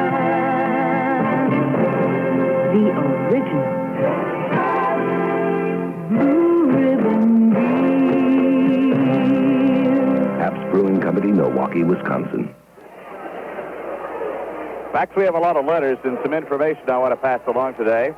This letter comes from Beaver Dam. It says, there is an exceptional and beautiful lady in Beaver Dam who's been a Packer fan since she was old enough to say football. In the last few years, she has put up with a lot of abuse because of the Packers' failings, but remains the most headstrong fan we know. Each year, her husband, the Packers' biggest critic, takes her to a game in Green Bay as a birthday present. They attended the Seattle game, which she enjoyed a great deal. She still talks about it. Every Sunday, she plans her family's life so that she can be sitting in front of the TV with the sound off, listening to you and Max broadcast the game. Sunday, December 13 is Marcia Haas's birthday, her 29th birthday, and we would appreciate it if you would wish her a happy one over the air. So happy birthday to Marcia Haas, who's 29 today. Well, that's great. And she can tell her husband if he don't like the Green Bay Packers, forget it. There's also a P.S. I got to tell you. It says she told me once that she met Max and got an autographed picture of him. She said he shook her hand and she almost fainted. She was 13. He ought to see her now. First down at the 41-yard line for the New Orleans Saints. The Saints driving against the Packers, threatening for the second time in the ballgame. Handoff goes to George Rogers. He's through for about a yard or two down to the 38-yard line before he's caught by Terry Jones from behind and stripped down. And also Rich Wingo in on the tackle. They'll give him a gain of about 3 yards on the play. Second down and 7 for New Orleans. The score is 14-0. The Packers have the lead, but the Saints have started putting some pressure on the Packers the last two series. Guido Merkins goes to the left. And we have Tucson Tyler into the backfield now. They have 3 men in the backfield for the New Orleans Saints. That's really a power eye to the right, Max. Now they switch into a power eye to the left. And the handoff goes to the second man. Loose ball, and the Packers pick up the fumble at the 40-yard line. It was fumbled by the running back, I believe George Rogers, and let's see who got up with the football for the Packers. The Packers grabbed that ball, and it appears to be George Cumby who came up with it. That ball went right into Cumby, who almost got up and took off with it. What happened, the handoff between Rogers and Manning was not very smooth, and Rogers never got the ball. Cumby ended up with the football. Another turnover. Green Bay's got 2 big breaks here now to take advantage of it. That's the third turnover in the ball game by the New Orleans Saints. I have not seen a team run out of a power eye formation in the pros in a long, long time. Well, evidently, Bum Phillips is experimenting here today. He's really got nowhere to go, and I think they're just trying something different. And, of course, sometimes they don't work. Well, it wasn't a bad idea. The execution was rather poor on that particular. Well, yeah, we'll never find out if that play is going to work because they never got started. 41-yard line. The Packers take over with good field position now. At a first down, leading 14-0. And Dickey on first down, play action, back to pass. Now he steps up, fires it up to Kaufman at the 42, to the 45, to midfield, and Paul is inside the New Orleans territory, down to the 47-yard line before he can be hit and tackled. Somebody just totally lost track of where Paul Kaufman was. The tackle finally made by the New Orleans Saints' Dave Waymer, but he was standing out there all alone, Max. Nobody was within 10 yards of him. Well, you're right. Sometimes when these teams get overly obsessed with putting 2 men each on your 2 wide receivers, all that tight end's got to do is let a linebacker kind of shake him, and all at once he's all alone. For Paul Kaufman now, he has caught 50 passes on this season. Not bad for a tight end. Huh? No, it isn't bad. I don't think Scott Hunter threw 50 passes to the tight end in your whole career, did you, Scott? It's a first down at the 47-yard line. Back to the pass, play action faked. It goes to the left side. Middleton dropped the football. Oh, my.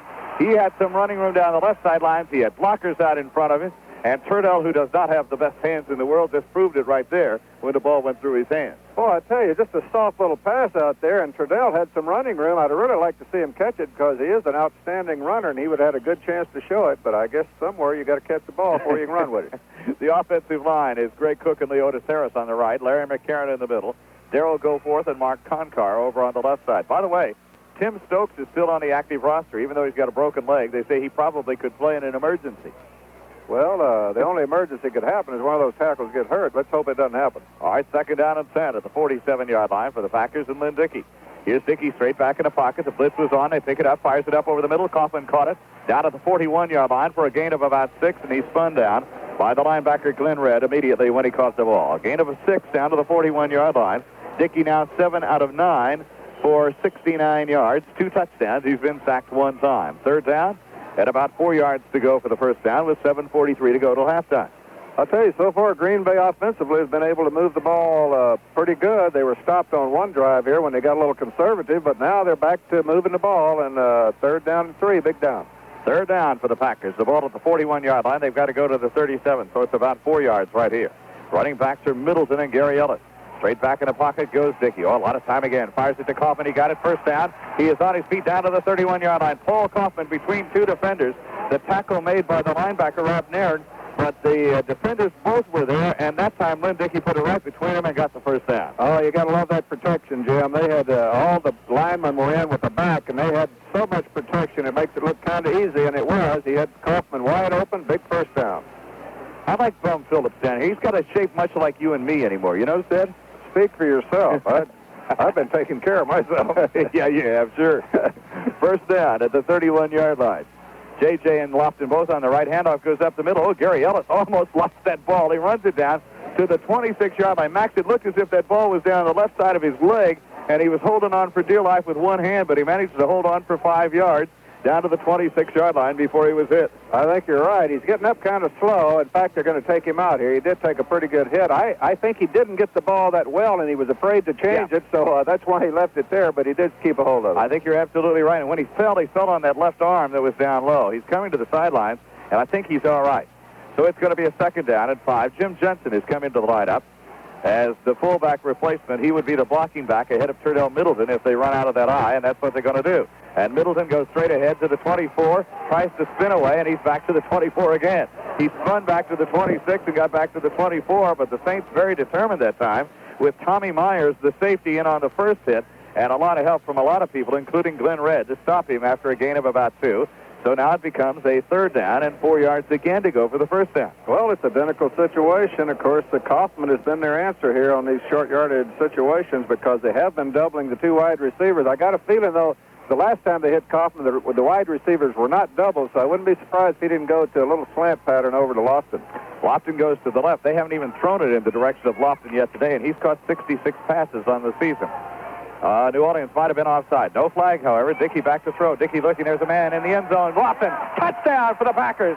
James Lofton. And that's the first one you've called right this year, Mac. Well, I didn't call that right, but quite a pass and a great touchdown by Lofton. He started the slant pattern and went back to the corner, found himself wide open because they didn't have a double team on him. Green Bay has pulled this thing up to a 3-touchdown lead. And Lynn Dickey has 3 touchdown passes today for James Lofton. That's the 8th touchdown catch of this season. Dickey threw that one a total of how many yards, Jim? How many yards on the touchdown? 25 yards? 25 yards to Lofton. I'll tell you, they made it look easy, too. When something works that good, it looks like they're playing catch out there. Center it on to try for extra point. 21-0. The Packers have the lead and the timeout on the field. We'll be back in a minute after this on the Green Bay Packer Radio Network. Will that be all, sir? Yes, just the Jay's potato chips. You're odd, aren't you? Are you referring to my sport coat? No, your license plate. Is it odd? It's even. Ooh, then you'll have to take back the J's. What? Didn't you know? At this store, we're rationing J's. Rationing J's? Yeah, see, J's are made fresh and delivered daily. I know that. And people just can't stop eating them. True, but you can't So, to prevent a run on J's, we're rationing them. I don't believe this. Hey, how'd you like to have chip lines around the block? Chip lines? You know, we caught a little old lady siphoning J's out of a park grocery cart. I don't believe this. I said, Mom, I told you no exceptions. Look, wait a minute. I need these J's potato chips. I'm sorry, sir. Unless it's an emergency, we just can't... did I happen to mention that I was a doctor? No. Yes, these J's chips are for emergency consumption. What the heck is emergency See, I have a patient in the hospital. Ooh. She's been in there for 6 long months. Oh, is she in pain? No, she's getting out tomorrow. There's this big party tonight. You can't have the Come on, I got a whole ambulance full of dip out there. Jay's potato chips. People can't stop eating them. The Packers with a 3-touchdown lead in the ball game, and the score now 21-0. And 3 touchdown passes today thrown by Lynn Dickey, who's had a great day so far, 9 out of 11. 104 yards, 3 touchdowns. Stenerud will do the kicking. Wilson and Rogers are the deep men for the New Orleans Saints. Let's see if we can keep them pinned back in their own territory. The last couple of times the Saints have had the ball, they've been in Packer territory and in good shape, but both times they've turned it over. 3 times today they've turned it over. 2 interceptions and 1 fumble, and the Packers have taken advantage of 2 of those turnovers for touchdowns.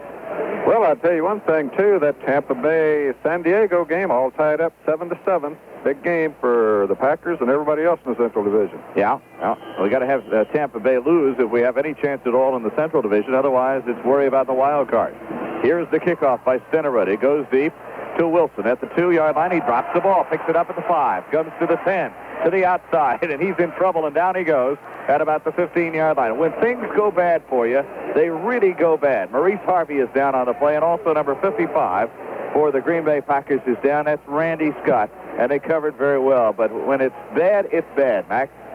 San Diego 14, Tampa Bay 7. But back to what you were talking about, Wilson has had 2 kickoffs hit him right in the chest. He hasn't caught either one of them. That is going bad. Well, that's the hard part right there. See, you got those shoulder pads and everything. It bounces up, and it's hard to hold on there. Boy, I know it, but I'll tell you one thing. Put you in a hole, and when you're down 21-0, you don't need to be starting on your own 15-yard line. At the 15-yard line, first down for the New Orleans Saints out of an I formation. George Rogers is the tailback. Tyler is the man who is nearest to the quarterback, Archie Manning, and a handoff goes to Rogers. He's getting to the outside this time to the 20, and Rogers out to about the 25-yard line, close to a first down. George Rogers going on the kind of belly inside and then to the out, and he went up the sidelines, and he got a first down and a gain of 10 yards. Well, I'll tell you, that's the kind of thing he can do best. Just give him the ball out of that deep eye and let him pick his holes. Unfortunately, you know, if you do that 10 or 15 times, you're about worn out. They got to bring the sticks over to measure to see whether or not that is a first down. But from here, it looks as if it is.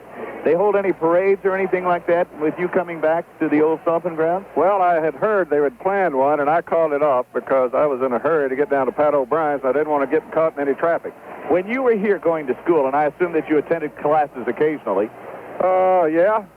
You hit it right on the head occasionally. Do the students, are they downtown often here? I mean, do they come down to the French Quarter? Oh, yeah. That's, I'll tell you a strange thing. The French Quarter is a little uncomfortable this week because the high school playoffs were here, and there was more high school kids down there. And that's even too young for me. By the way, James Lofton just broke the record for number of yards in a season. Of course, this is the 15th game, so he had a little advantage on you there. Well, that's true, but I'll tell you one thing. He's some kind of... Not bad, is he? First down for the Saints. Handoff goes to Rogers again. He comes straight ahead. He spins away from one man and gets maybe a yard or two out of the play as he goes down at about the 27 or 8-yard line. Down underneath there, a lot of people in on the tackle. The last man to get up for Green Bay is Mike Butler, and Butler's had another good year. 4:38 left to go till halftime. We're going to take some calls at halftime today. At area code 414-799-1234. Are we on the satellite today? Let me ask my engineer. Are we on the satellite today? If we are, Max will never be able to talk to anybody. We'll get the handheld microphone out, Max, and use it that way. I don't know how anybody can talk when you don't hear your voice for a half a second. It's just kind of like stuttering. It's practice stuttering is what it is.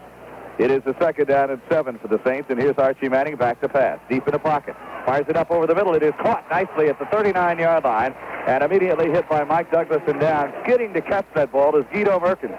They'll make it Jeff Gross who caught the ball, and he slides down to a first down at the 39-yard line. Gross is 18th catch of the season. He's out of Bowling Green, Ohio. Some other scores for you. Washington 14, Baltimore 7. Buffalo 14, New England 7. Those are second quarter scores. Cincinnati and Pittsburgh are tied at 3-3. What are they yelling about down here? Oh, their fans are trying to get the Saints to hurry up. With 3:30 to go, the Saints taking their time, and they're down 21-0. But this is the first half of the ball game. You get too big a rush, nothing works right. Hardy goes in motion to the far side of the field. Handoff goes to Rogers again through a little hole, and he dives out to about the 45-yard line. Boy, when he gets up ahead of steam, he's hard to tackle. Got a lot of people in on the play that time, and Rogers is out to about the 45-yard line. And for George Rogers now, it is a total of 44 yards on 16 carries already, Max. Well, that's right. And that's 44 hard yards. And Scott Hunter just brought up something. Every time Manning has got to pass off, he has really been leveled. In other words, the protection is just barely enough there for him to get the pass off. And you can't take much beating like that, especially at his age. It is going to be a second down and about 3 yards to go for the first down for the Saints at the 45-yard line in their own territory. Here's the handoff to the second back, and he gets the 46 to 47-yard line. That's Toussaint Tyler. Or is it Toussaint? How do it? They're down here in New Orleans, they would say Toussaint, right? Toussaint. They don't pronounce those T's too well down here.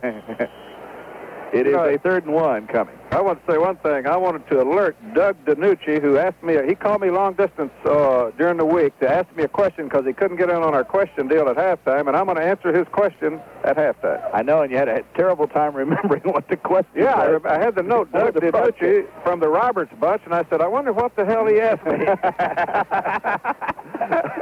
3rd down and about a yard. We're going to get the 2-minute warning before we get to play, and I can't think of a better time than right now to take a station break.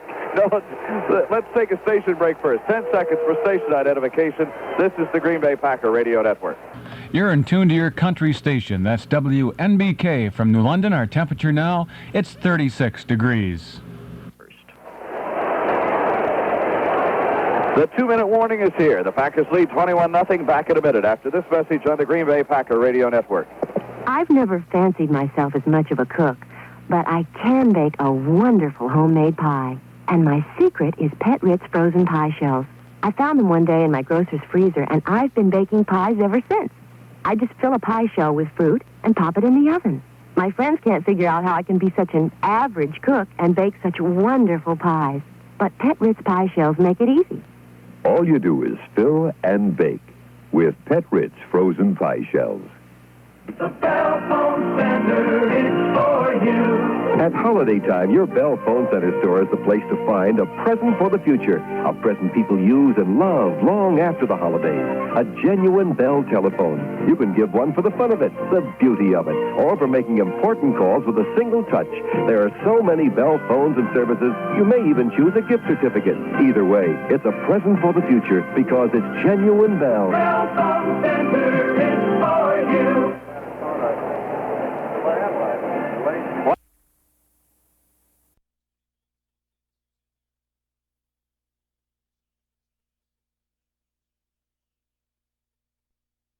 We have 2 minutes to go till halftime. The Saints were all upset by the fact that they didn't get the playoff before the 2-minute warning, but they really had nobody to blame but themselves. They took so much time. In fact, they are taking a lot of time on this drive. They have a 2-minute drill that's taken about 4.5 minutes to execute. And they have not gone very far, as you notice here. And, going in 21-0, I don't think they want to do that. They definitely need a touchdown in this to keep themselves in this football game. Well, this crowd has increased, by the way, since we started the ball game. There are a lot of empty seats here, but the crowd probably is in the neighborhood of that 50,000. You know, I would not want to sit in that top seat up there on the far side across the way. You know, from here, looking up there, they're about the size of an ant. Well, you're pressurized up there. I don't know whether you know that or not. Oxygen, and you got masks and everything. It's a 3rd down and about a yard and a half to go for the first down. Deep pitch goes to Rogers. He's in the backfield, and he's hit, and he didn't get the first down. Good defensive play by Casey Merrill. Stops him at about a yard and a half back. It'll be 4th down for the Saints, and they'll have to kick it away. They tried the running play, and it didn't work, and Archie comes to the sidelines, doesn't look too happy about the selection of the play, and they'd called it on the sidelines during the timeout. Well, evidently, you know, when you got that much yardage to run off tackle, it's a pretty tough deal when the Packers are in a short yardage defense. As a result, they didn't get nothing. They barely got the line of scrimmage, and now they got to punt it, I think. Russell Erxleben with 1:26 to go in the first half, standing back. They're taking as much time as they can off that clock in order that the Packers don't get it. But the last 2 ball games, the Packers have scored with less than a minute in the half. Here's the kick by Erxleben, and he gets a high floating kick. And Mark Lee takes the ball at the 18-yard line. He gives a little ground, cuts up through a hole, and goes to the 22. It is Mark Lee up to about the 22-yard line. Good coverage that time by the New Orleans Saints. A kick of 35 yards, but an effective kick. And Scott Killure is the man who is down on the coverage. So the Packers have a minute and 3 seconds, Max, and the way they've gone the last couple of ball games, I would think they'll go right at it again here. Well, I think I could forgive them for not going wide open right here. When you're sitting on 21-0 and a minute to go, I don't think you'd want to turn that ball over and give them any kind of break at all. We got a little time here, so I want you to tell me what the question was, who asked it, and what the answer is. Doug DiNucci from the Roberts bunch. He asked me, and I think this is what he asked me, if Bruce Clark, who's playing at Montreal, right? It was Toronto. Toronto, yeah, I knew he was in Canada somewhere. Now, he was a Packer draft choice. The question was, if he comes back to the United States, does he have to play with the Packers? The answer is, no, he is a free agent, but if he signs with anyone, the Packers have a if they match the offer, he must play with the Green Bay Packers. But he is a free agent, but the Packers get to match any offer he takes if they want. The right of first refusal. That's right. They retain that, and that was, I think, what he asked me. Well, we got a lot of letters this week. Here's one that says, "Dear Jim and Max, got a question. Was there ever a Green Bay Packer player who had a glass eye?" It says, "I'm a Milwaukee native, but taught school 1 year in Green Bay back in 1955." And the answer is yes. Oh, yes, and I played with him, and he was still, he'll be a Hall of Famer if he's not already. Bobby Dillon, one of the greatest free safety men that played in those days. He's in the Packer Hall of Fame, Bobby Dillon is. A very nice person. Nice to talk to him, too. Here's Lynn Dickey back to pass, swings the screen off on the right. Look at that screen. It's to Gary Ellis at the 25 to the 30 and out to about the 32-yard line. If you draw that one up and put that many people out in front, that's the way you want it to look. And he got 11 yards out of it, almost, about 10 and a half, and close to a first down. It is.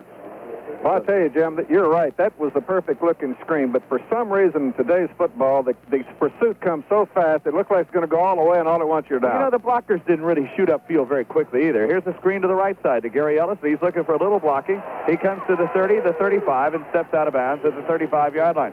Larry McCarron threw a block over here on someone and hit that person from behind, but I think he's in that clipping zone, wasn't he? Right, yeah, that was a legitimate block. I will say the Packers they're throwing the ball, but they're using a very smart approach here. They're throwing these little screens where the player, if he's got a break, he can make big yardage. Otherwise, he can get out of bounds. As a result, they're keeping some of that clock. You get 27 seconds.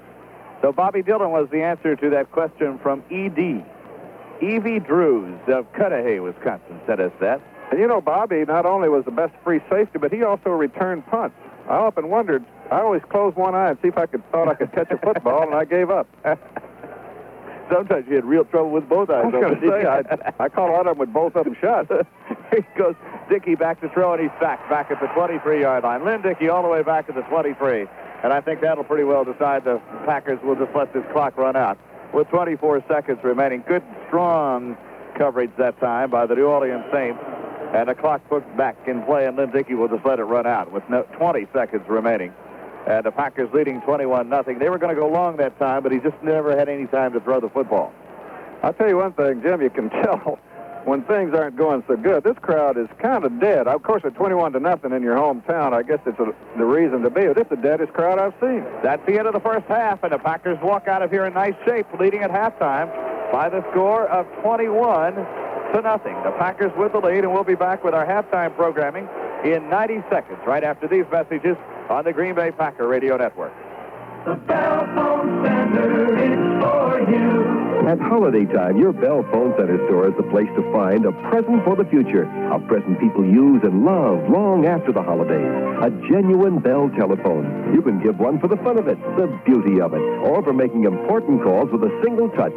There are so many Bell phones and services, you may even choose a gift certificate. Either way, it's a present for the future because it's genuine Bell. Bell Phone Center is for you. Look out, world! Here come Marilyn McCoo and Billy Davis Jr. for Ford Mustang. It is sidewalk, listen to the street talk. Don't you know the word that's going around town? Definitely downtown. When you slide behind the wheel, you feel it's got about the right fit. Put together tight, it's gonna make it. Anywhere we take it. Look out, world. Look out, world. Here comes Ford. New Mustang GT. 5 liters under the hood. 4 gears in the box. Built for the street where you live. Look out, world. Here comes Ford. See the 82 Mustang and all the 82 Fords at your local Ford dealer soon. Getting through. Yeah, we are getting through. I'll tell you that the Packers have 150 total yards. The New Orleans Saints have 99. 118 yards passing and 48 yards rushing for the Packers. 54 yards in passing for New Orleans and 45 in rushing for the Saints. Archie Manning, 7 out of 11, 54 yards and 2 interceptions.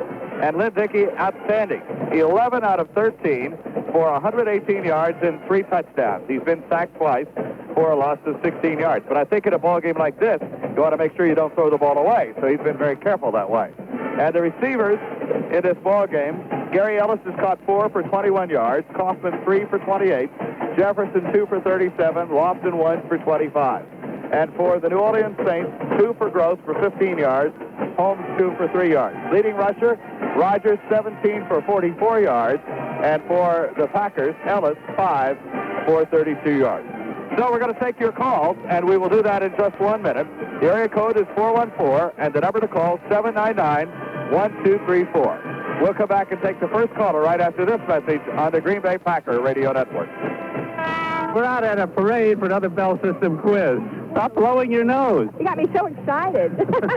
How do you like this parade so far? I think it's fantastic. Why? Because it's the old spirit coming back.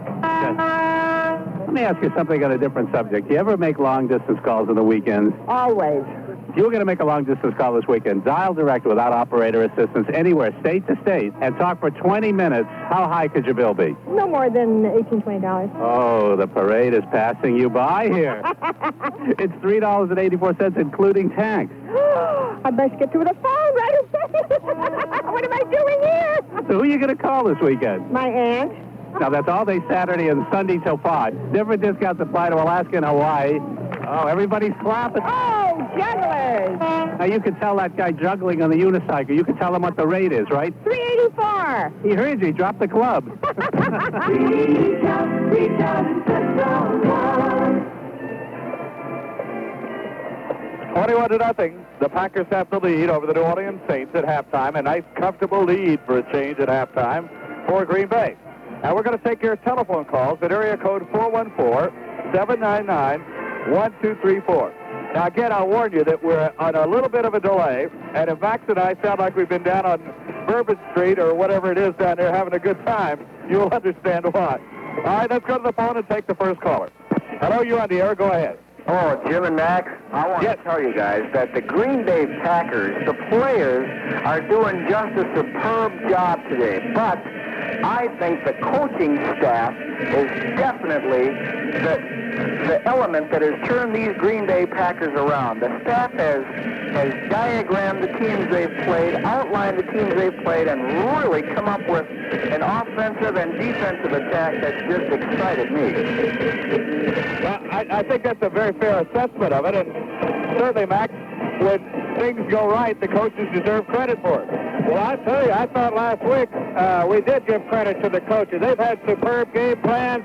They have kept this team in there when it looked like they had a chance to quit, and I think that's a major factor in coaching, is to keep these guys up when they get behind, and I think right now Green Bay is as hot as any team in football. All right, anything else we can do for you? Just one more thing, guys. We've got friends from Milwaukee and Oshkosh here. We're drinking a cold Pabst Blue Ribbon right now. All right. And just loving Jim and Max at halftime. Oh, thank you. All right, let's take another caller if we can. Hello, you're on the air. Go ahead. Robert C. Hayden, Jr., the friendly mailman of Rolling Meadows, Illinois. First of all, what happened to Robert? Robert was the key to our winning streak. And you're doing terrific on TV. Just keep up the good work. Okay, Robert, thank you very much. Now let's take another caller. Hello, you're on the air. Go ahead. Hello? Yes. Oh, I had a comment for Max McGee. Go ahead, right ahead. I just noticed a column in the Door County Advocate, Joanne Thomas, I thought you'd get a kick out of. She said, in talking of all these rumors of the coaching changes in the Packers, she had her own suggestion. She was suggesting that Max McGee and Paul Hornung be the coaches. Wait a minute. Let me answer that one. No, I do not vote for that. I think we're doing well enough the way we are. Would you like to be the coach? No. Yeah, I'd just love to be coach sometime about 20 years from now. Now, I'll tell you, I think the coaching staff in the last, especially since the mid-season, has done an awfully nice job. I will say, though, if Horning and I were co-head coaches, we'd never have anybody sneaking out because we'd be in all the bars and we'd catch them. What was that lady's name who wrote that column? Joanne Thomas, but you missed the punchline. The punchline was we might not win any games, but boy, we'd have a lot of fun. We're having fun winning ball games. Thank you for the call. And enjoy your broadcast. Okay. We'll come back with more of our callers in 1 minute right after this message on the Green Bay Packer Radio Network. Will it manage money? Yes. Will it help with taxes? Uh-huh. Will it do my homework? With your help. This is Dick Cavett, and I'm announcing the new Apple Family System. It's the professional computer system designed and priced for use in the home. Will it edit my report? Yes. It gives you everything you need to go from basic computer literacy to serious professional applications, all in one take-it-home and plug-it-together package. So it can help your children in school, and it can help you with the business of living. Will it play Invaders? Yeah. Well, can I use it at work? Yes. And will it grow with me year after year in an ever-expanding mandala of possibilities? Naturally. Naturally? For a limited time, the Apple Family System is priced well below what its components would cost separately. So you should really get all your questions answered at your authorized Apple dealer. Will it organize my files? Yes. Will it teach touch typing? Will it build up the right side of my brain? Will it do biorhythms? Can it teach me programming? Yes. Will it clean up my room? And no. Apple, the personal computer. Halftime of the ball game, and the Packers lead the New Orleans Saints 21-0. How nice it is to say that. And the Packers playing extremely well here. Now, we're taking your calls to 799-1234, and the area code is 414. So give us a call, and we'll talk with you. Let's go back to the phone right now and take the next caller. Hello, you're on the air. Go ahead. Hello, Jim Max. Yeah, go ahead. My name is Robbie McDonald, and I'd like to wonder if all three of Green Bay's quarterbacks got hurt, who would quarterback? All right, that's a good question. It won't be Max, I'll tell you that. Who would be the... I think they'd probably go to somebody like James Lofton. I think they'd take one of the better athletes that could take the ball from center, and I think that's who it would be. Okay, thank you for the call. Let's take the next caller. Hello, you're on the air. Go ahead. Hi there. My name's John. I'm Littler, Minnesota, and I got a question for you. After that magnificent game Minnesota played yesterday, do you feel that maybe Bud Grant will be signed up for, maybe he'll get a chance to coach Green Bay next year? Well, I'll tell you what, it's interesting how, and we were talking about this before the game started, Max, the fact that 4 weeks ago, the Minnesota Vikings were the exciting young team in the league. Tommy Kramer was the exciting young quarterback, and Bud Grant was the world's greatest coach. But in 4 weeks, it's changed a little bit. I would like to give my opinion, especially on Bud Grant. Number one, I for one thought this was really a rebuilding year for the Minnesota Vikings. I expected them to be in the cellar, and they came on and played awfully good. And I admire Coach Grant for getting that much out of them because, frankly, I don't think they're a contending team. All right, now the caller had something else to say. Go ahead. No, that'll be it. Thank you, sir. Okay, thank you for the call. Let's take another caller. Hello, you're on the air. Go ahead. Hello. Just want to give you guys a hand. You're doing a beautiful job. It's fun when we're winning. It is. One comment. That Guido Merkins, you guys better be careful. His old man is a minister, a Lutheran minister, a rather ranking official in the Lutheran Church, Missouri Synod. Kind of is he really? Yeah, kind of close to God, so you better be careful. He may get you. Okay. Okay, that's it. I'm not messing with the church. I don't know about you, Max, but I'm not messing with them. Well, I like that name, Guido Merkins. I said that earlier, but I said it sounded like a used car. You know, I got a Mercedes. I thought maybe this was a used one. All right. Thank you for the call. Listen, that's about all the time we have for callers, and we will do it again on the final week of the season, next week from New York, and we hope that you'll call us then. We'll be back in 1 minute right after this message on the Green Bay Packer Radio Network. For real performance from an 80-horsepower tractor, you'll want to see your Wisconsin John Deere dealer about the 2940. Standard equipment includes the TSS synchronized transmission and a hydraulic high-low shift that provides you with 16 forward and 8 reverse speeds. You also get a 3-point hitch with a load and depth sensing control, a closed center hydraulic system, and much more. Talk to any of these dealers about the 80-horsepower John Deere 2940. See Evergreen Equipment in Monroe, Creer Implement in Belgium, or K&K Equipment in Shawano. Alfred, come in here. Yes, Chief. It's come to my attention that our insurance agent is not a company man. That's right, Chief. Jones is an independent insurance agent. But I insist on loyalty. Right, Chief. He is loyal to the policyholder. Well, that's us. Well, that's why they say between you and I. Now, what do you mean between you and I? Well, you see, Chief, the I stands for Jones. As our independent insurance agent, he offers us the best coverage at the lowest cost because he can select the insurance company that fits our needs. Now, that's loyalty. For life, health, home, auto, and business insurance, see your independent insurance agent of Wisconsin.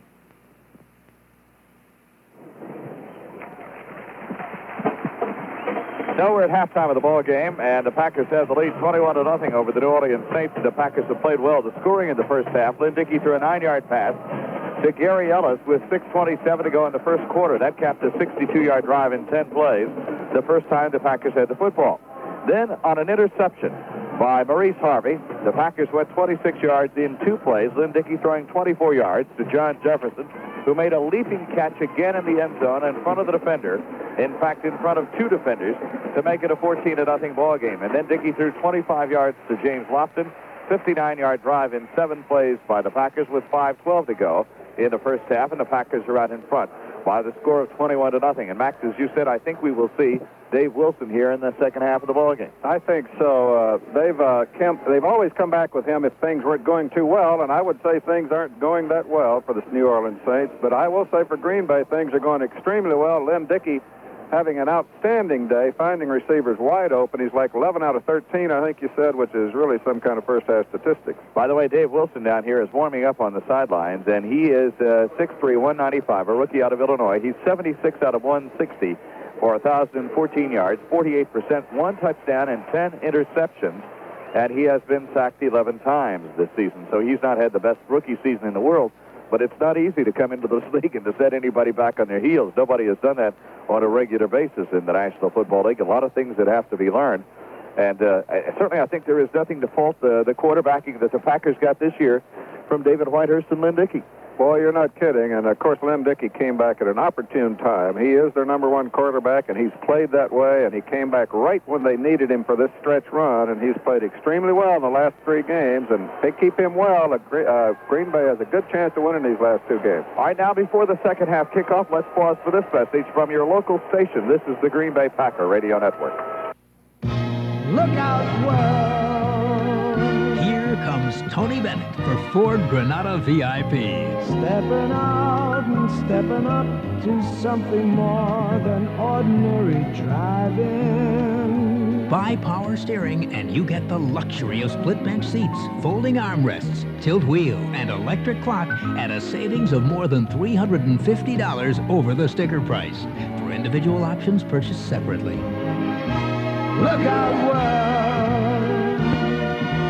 Here comes Ford, here comes the double take, the stop and stare. Look at us, we're getting there. New Granada VIP, more than ordinary driving. Look out, world! Here comes Ford! For the best selection of 1982 Fords, visit K-Well Motors, Highway 45, south of New London. Before we get to second half kickoff, I want to say hello to one of the greatest football players who ever played, and also an equally fine fellow, Jim Taylor. How's things going? Real fine, Jim. Delighted seeing the Pack is back with a 21-0 lead here in the first half. Well, you look like you could go right out on the field and start to play. Oh, I feel fine. I into some running and tennis now, and feel very well and taking care of myself. I think as long as you don't have to run with Max, you're all right. I can believe that. You never ran with him anyway when you played, did you? That's why you were such a good player. Yes, we did. We all bummed together. We were one big happy family. Okay, Jim, nice to see you. Thank you for coming by. Jim Taylor. Taylor kept me scared all the time. My locker next to him. All right. I could have had a recording in there. I get the right microphone back on here. There we go. I lost my microphone for a moment. Things are not as smooth as they ought to be, but we're ahead. We'll take anything. Here's the kickoff. And it is going deep. It is going to go over to the left side, and the Packers, Harlan Huckabee takes it back at the 5, backpedaling. Tries to come to the right side. He's going to be hit and dropped back at the 10-yard line by Jimmy Rogers.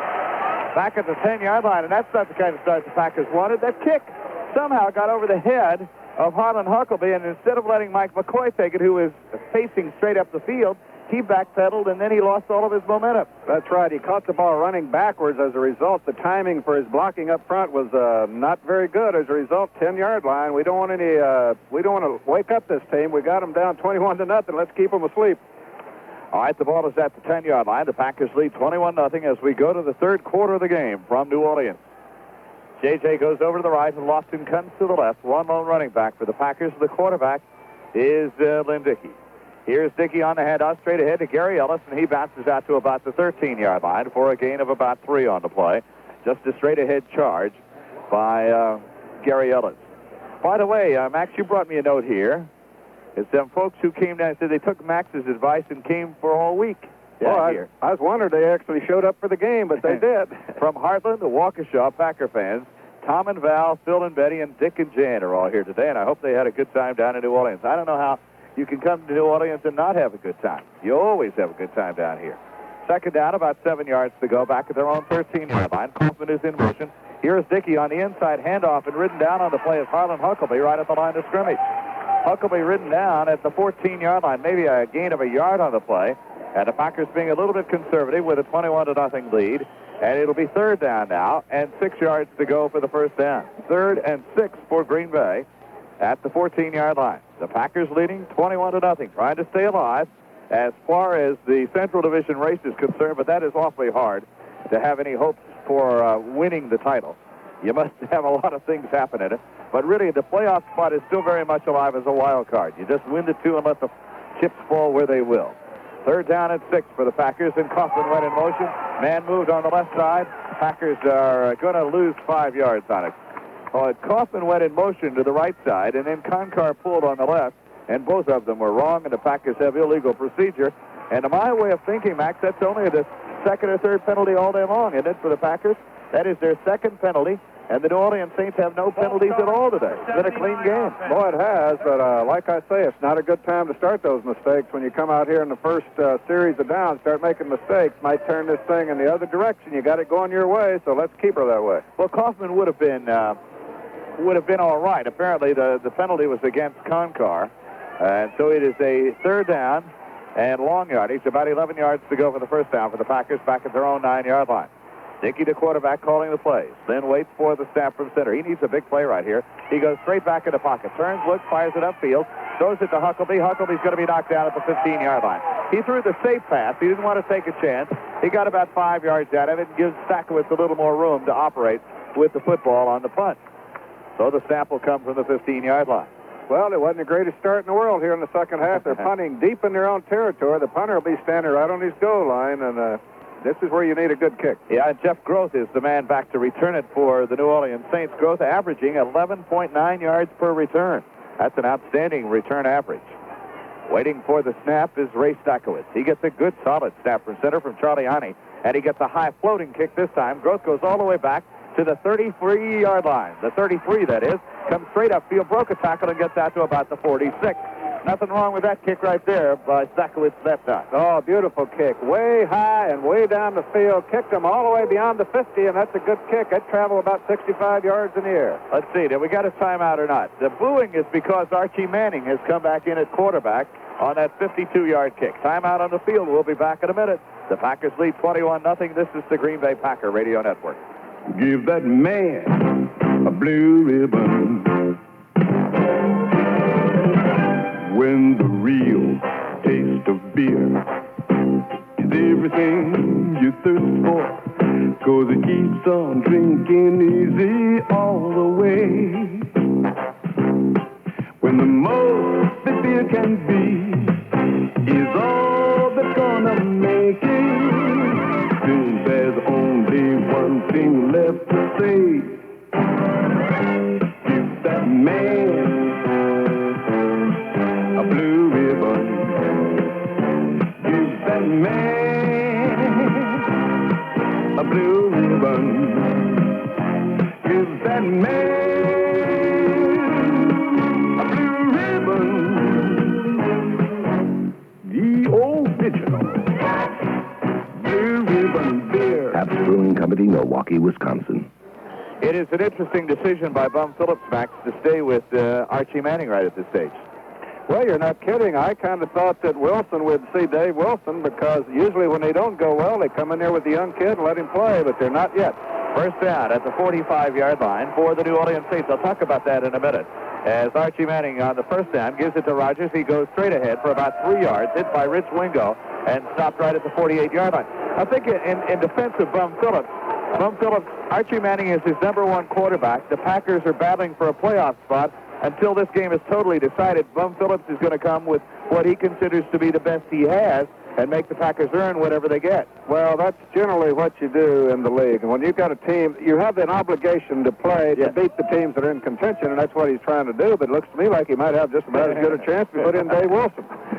Well, nobody can second-guess him, I think. He's gone with the man who's been his #1 quarterback all the season. nobody elsewhere in the league is what I'm trying to say. The fans here obviously are second-guessing already. It is a second down at about 7 yards to go. Manning's going to throw that quick out. Now he comes back to the right. Nice play. It's caught by Merkins at the 45. Merkins to the 40-yard line, and there marks Lee and Maurice Harvey. Send him backwards.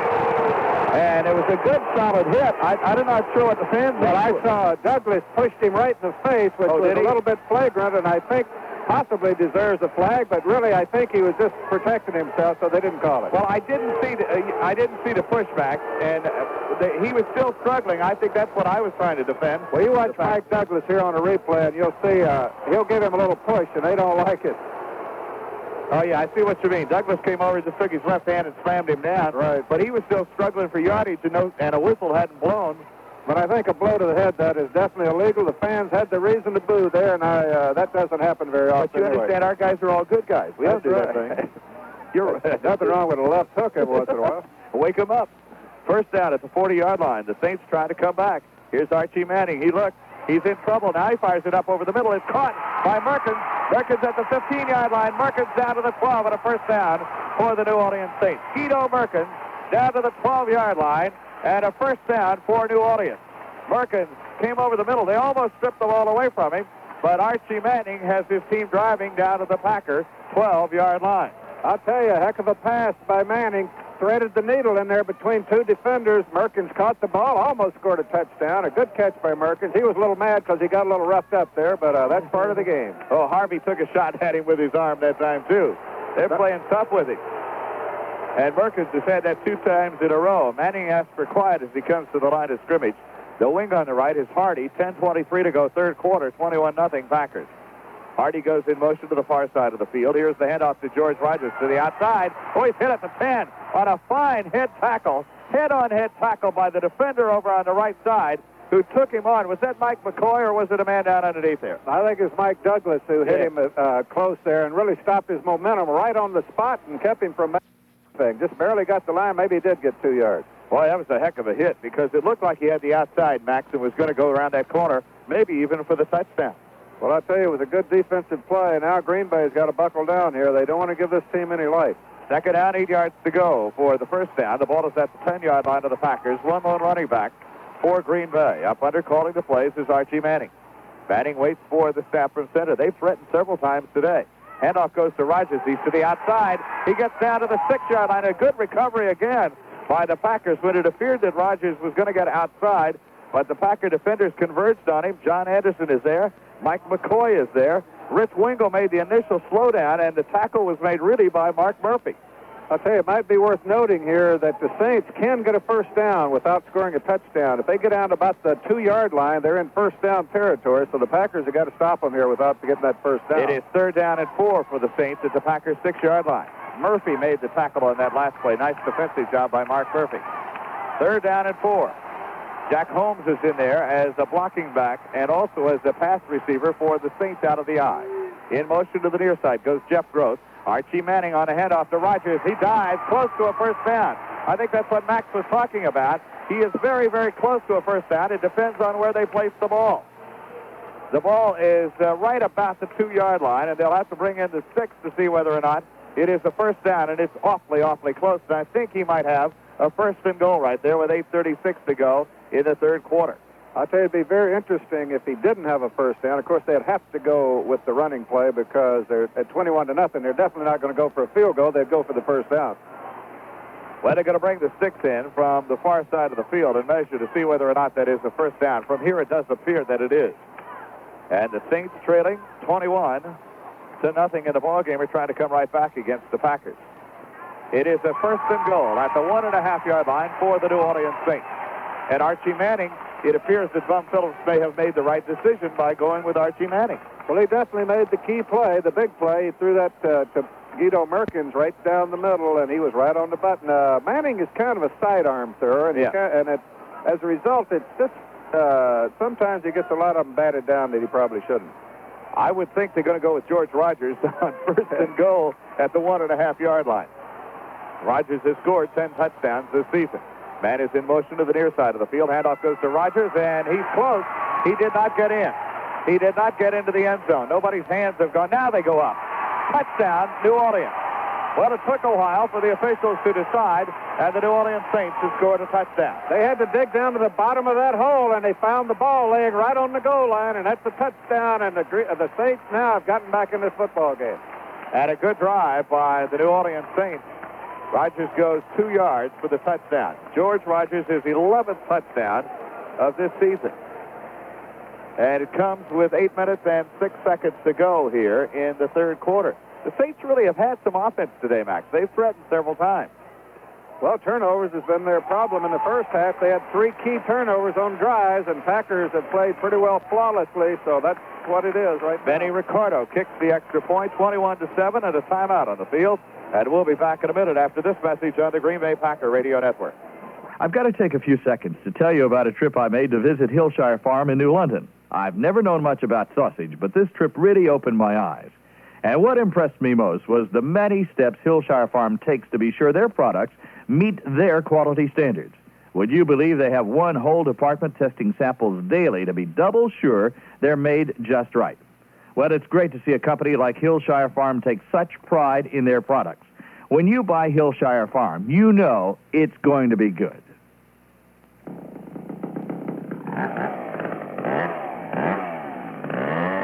A logger can't cut down a tall pine tree with a busted chainsaw. That's why a logger wouldn't buy his chainsaw at a discount store.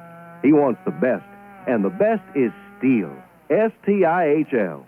You see, Stihl chainsaws are only sold by a dealer who knows a heck of a lot about chainsaws. That's what makes Stihl the world's largest selling chainsaw. When you want the best chainsaw for your money, look in the yellow pages for the Stihl dealer near you. 21-7. The mother scores. Max, the Giants have gone ahead of St. Louis. We need the Giants to stay in front in that ball game. Well, the Giants, we're rooting for the Giants, for Los Angeles. Who else are we rooting for? I don't know. I'm rooting for the Packers. Well, yeah, I was rooting for them, because if the Packers don't win, you don't have to root for them other dummies because it won't make any difference. Here's the kickoff by Benny Ricardo. It's a short one. It's taken by Huckabee at the 10, to the 15, to the outside, at the 20, and he gave a little ground, and down he goes at the 20-yard line. So the New Orleans Saints, with some new life in the ball game, knock him down. Frank Warren, a defensive end, a rookie out of Auburn, is the man who made the tackle at the 20-yard line, and the Packers are going to have to come back right now, Max, and establish some authority in the ball game. Well, I definitely see some enthusiasm building in the New Orleans Saints. They haven't had much to cheer about. All at once they got a drive, got a touchdown. They covered this kickoff well. You're right. Green Bay needs to move that football. They're going to get in some trouble. 7 minutes, 56 seconds to go here. This is the third quarter of the game, and the Packers lead 21-7. Running backs are Holland Huckabee and Gary Ellis. First down at their 21-yard line for the Packers. Lynn Dickey, the quarterback. Dickey up under, waiting for the snap from center. Dickey on play action, goes back, quick slant pattern goes to Lofton. He's at the 34-yard line and spun down there. James Lofton to the 34-yard line. Boy, that's just a quick pattern. What do you receivers call that play? Well, we call that a quick slant or a quick post, Jim. You go down about 7 yards, cut to the inside, and throw the ball right on rhythm, and that's what happened. That time, Lofton tried to plant his foot and whip to the outside for a big one, but they caught him. The quarterback over here tells me that was probably an audible, was it? Well, I would think so, yes. If they see man-to-man or a weak side blitz or something, they'll run that quick post, and that's the play that kept me in the league an extra 2 years. Kept Scott Hunter there for a couple of years, too. It's the first down at the 34-yard line. And here's Dickey on play action. Oh, they're coming hard. He swings the screen over to the right side to Gary Ellis at the 35. Gary Ellis to the 39-yard line and spun down. That was the play that was about a half a step ahead of the defender from the very beginning, and that's all that it had on it. But it winds up with a gain of about 5 or 6 yards on the play. I'll tell you, it's a big 5 because it was very close to being a loss of about 10, which would really put the Packers in the hole, but quarterback got the pass off, made 5 yards. And Tommy Myers made the tackle on the play. Tommy Myers, you can always consider to be around the football. He has been here a long, long time. It is a second down, about 5 yards to go for the first down for the Packers out of the eye. Hand off to the tailback, that's Harlan Huckabee, and he battles his way up to about the 43-yard line for a gain of maybe 3.5 yards on the play to the 43. But now it becomes a third down and 2, and it's always a tough 2. Into the lineup comes Arlen Thompson, and 81 is Gary Lewis. Lofton goes out, and so does J.J. J.J. and Lynn Dickey, not looking, just ran into each other. I think they're both all right. They bumped a little bit. 6:10 left to go here in the third quarter. And the Packers have the lead in the football game by the score of 21-7. I might add, this is a very big play for the Packers. They need a first down here really bad to turn this momentum around. At the 43-yard line, the Packers with the lead, and they need a first down of about 1.5 yards. Here's the handoff to Huckabee, and he didn't get it. Boy, he was tripped up at the 43-yard line. Harlan Huckabee really got hit hard, and the man in on the tackle for the New Orleans Saints is Jim Kovash, a third-year player out of Kentucky, and he just didn't have much momentum going that time, did he? Well, I tell you, there was no hole there. This young Saint defensive line is fired up in the first half. I thought they weren't playing too well, but in this half they've been playing extremely well, and they've taken it to the Packers. The Packers got a punt again. All right, Ray Stackowitz will come on to do the kicking for Green Bay, and the snap will come from the 44-yard line. We have 5 minutes and 16 seconds to go here in the third quarter. The Packers have got to stop the Saints. Now, as they go on defense, Stackowitz letting the clock run down somewhat. It's down to 5:05 to go in the third quarter. He gets a good snap and no rush whatever. And Stackowitz gets a high floating kick that Jeff Gross is going to take at the 18-yard line. He reached out and grabbed it, comes back to the 25, around the corner and upfield to about the 31 or 2-yard line. That kid is dangerous every time he gets his hands on a football, and he goes out at the 32-yard line. There is a timeout on the field. 38-yard kick by Ray Stackowitz. The Packers lead 21-7. 4:53 to go. Third quarter, back in a minute after this on the Green Bay Packer Radio Network. Treating your car like part of the family, that's what a lot of people do. 'Cause if you'll be good to the car you love, you can bet that it'll be good to you. Maybe it's Bobby's old 52 Valiant or your brand new Model T. Maybe it's a vet that Grandpa's driving, but you really treat them carefully. If your car is a thing that you may be careful, remember to know and you will see. Taking care of your car is what you will care for. Zero, all the experience you need. Loctite puts all the experience you need into every Duo, Loctite, and Permatex product. Well, we have 4 minutes, 53 seconds to go here, the third quarter. Time to put on a little defensive pressure on the New Orleans Saints. And the Packers have the lead by the score of 21-7. And the crowd, Mac, starting to get with the ball game a little bit. Well, you're right. That's what happens when you let this team get back in a football game. The whole thing starts rolling. You know, the crowd and the players, and defensively, the Saints are playing much better football. I think it's very important right now that Green Bay buckle down and stop this team, or there could be a lot of trouble here at the Superdome. This is week 15 of the 16-week National Football League season. And the Packers with a 7-7 record coming into today's ball game. I'm looking at Bobby Scott. Bobby Scott handles most of the signals from up here on the sidelines and from the coaches in the press box up above. Bobby Scott's been around a little while and has played well here. He's been here 10 years out of the University of Tennessee. So it is a first down at the 33-yard line for the New Orleans Saints. Archie Manning, the quarterback. Groth is in motion to the far side of the field. Manning on the handoff to Jack Holmes, and he gets the yard after the 34-yard line and met right in the hole by Rich Wingo and also by Mike Douglas. And they stop him at about the 34, 35-yard line. A gain of 2, second down, and 8 yards to go for the first down.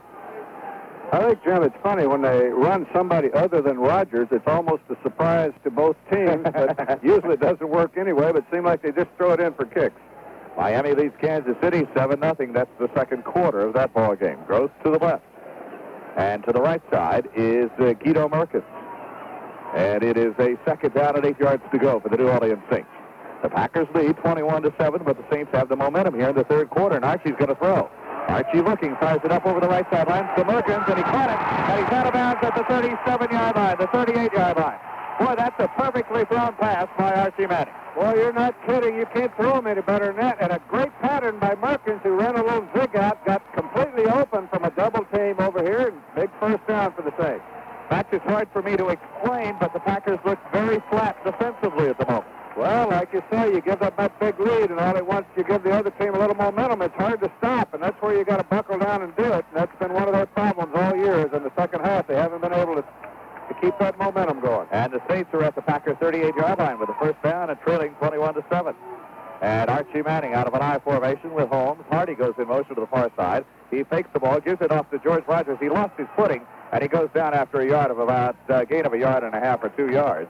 He lost his footing trying to cut back inside the hole, and that lost the momentum of the play, the timing on the play for him. He's hit by Rich Wingo and also by Mike Butler and knocked down. They'll mark the ball officially at about the 36-yard line. Let's give him a gain of 2 and make it a second down and about 7 or 8 yards to go for the first down. He's shy of the 36-yard line. Rogers, by the way, is ahead of Tony Dorsett of Dallas, but Tony is yet to play this afternoon. He starts later on. So I don't think Tony will get shut out. It's going to be a second down and 8 for New Orleans. Merkin's in motion to this near side of the field. And he waits for, well, a long time on the snap. Oh, he turned up too quickly.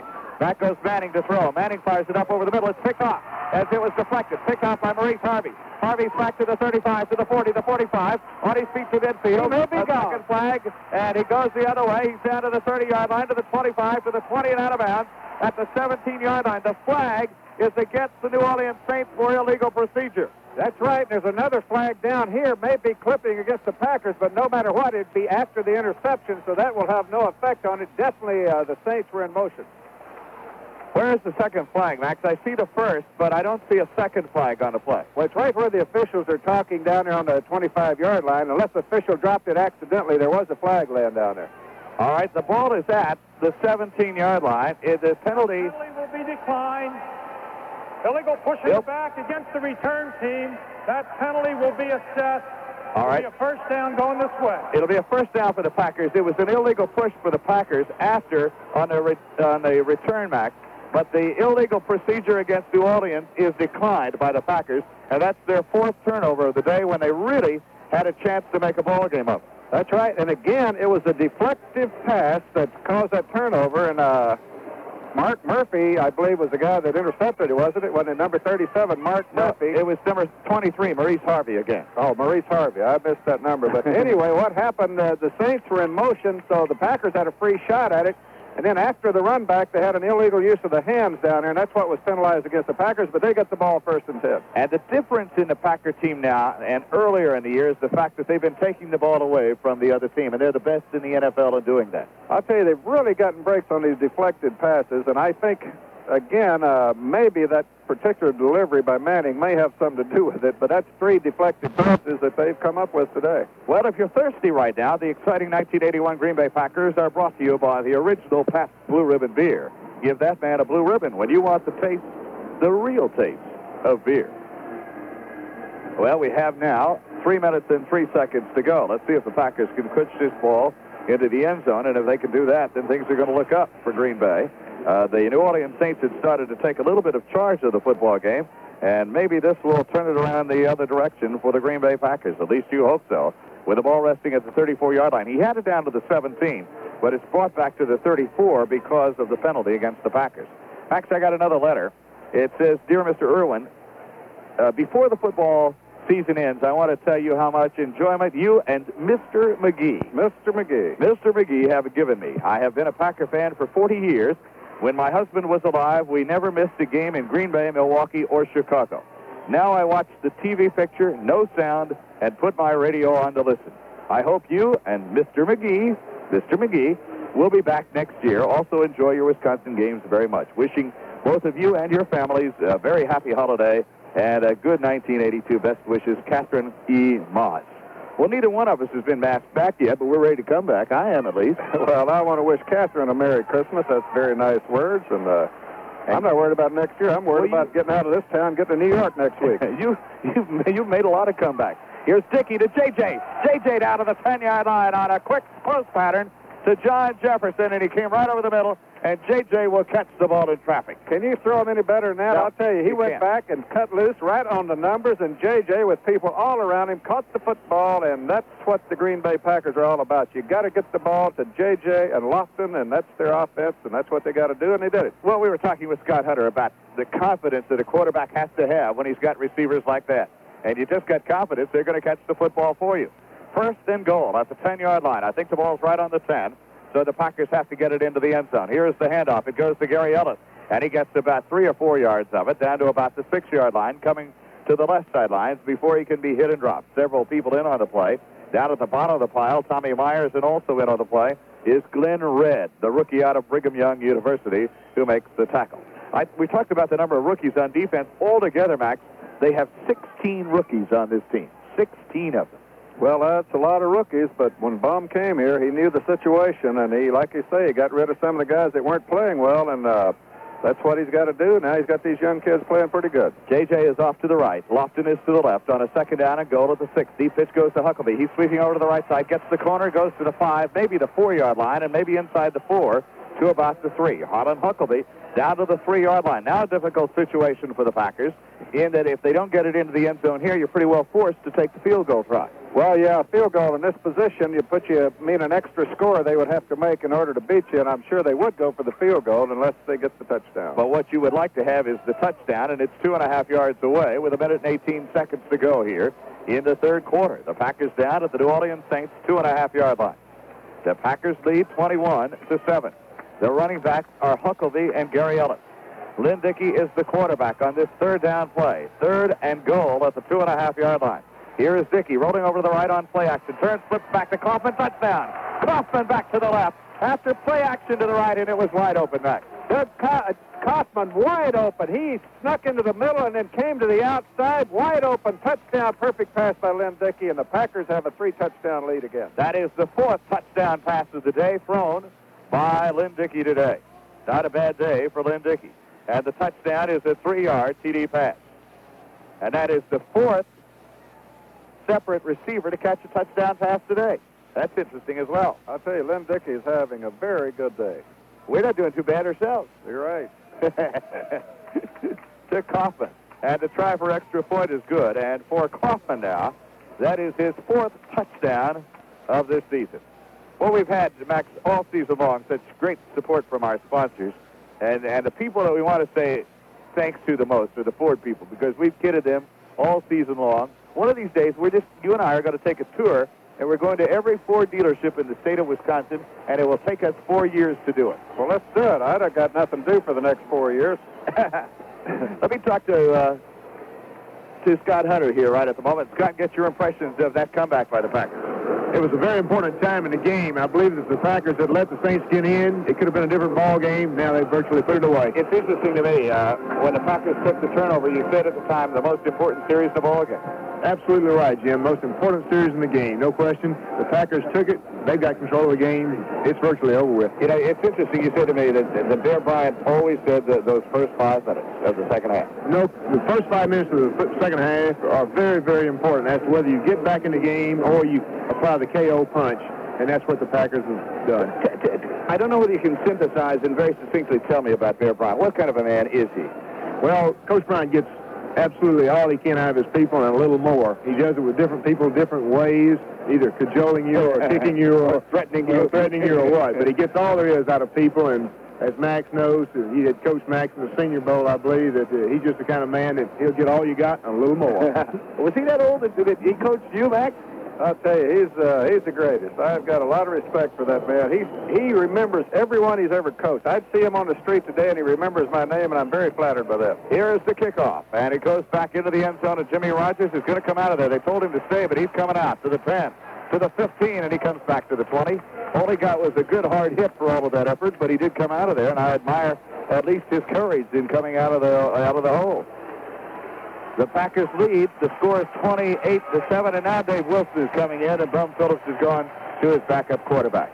Well, another interesting score. Tampa Bay has crept up a little bit on the San Diego. It's 14-10 in that game, Jim, which is a very important game in the Central Division. Max, you know how close things are in the Central Division. Last week, the Atlanta Falcons, in what was just a key ball game, drove the length of the field with practically no time at all, and their kicker misses a 45-yard field goal after they've done a magnificent job. And if he makes that, this whole Central Division is really wild.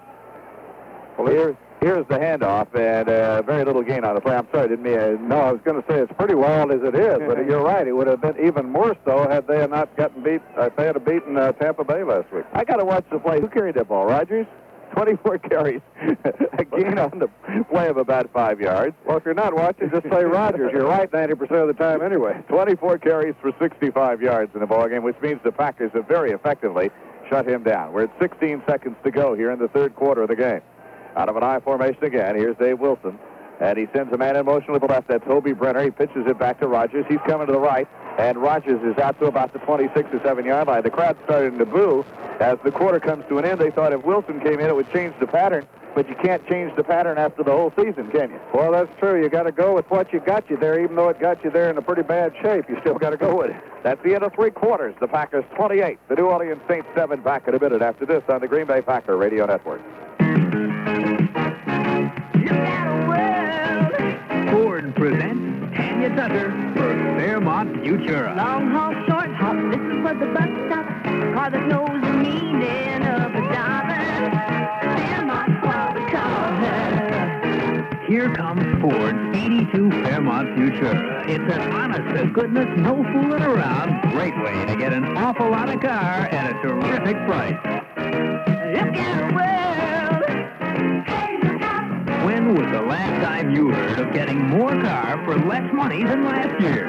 That's Futura for 82, compared to the end of 81 model year Ford base sticker price. Look at the world.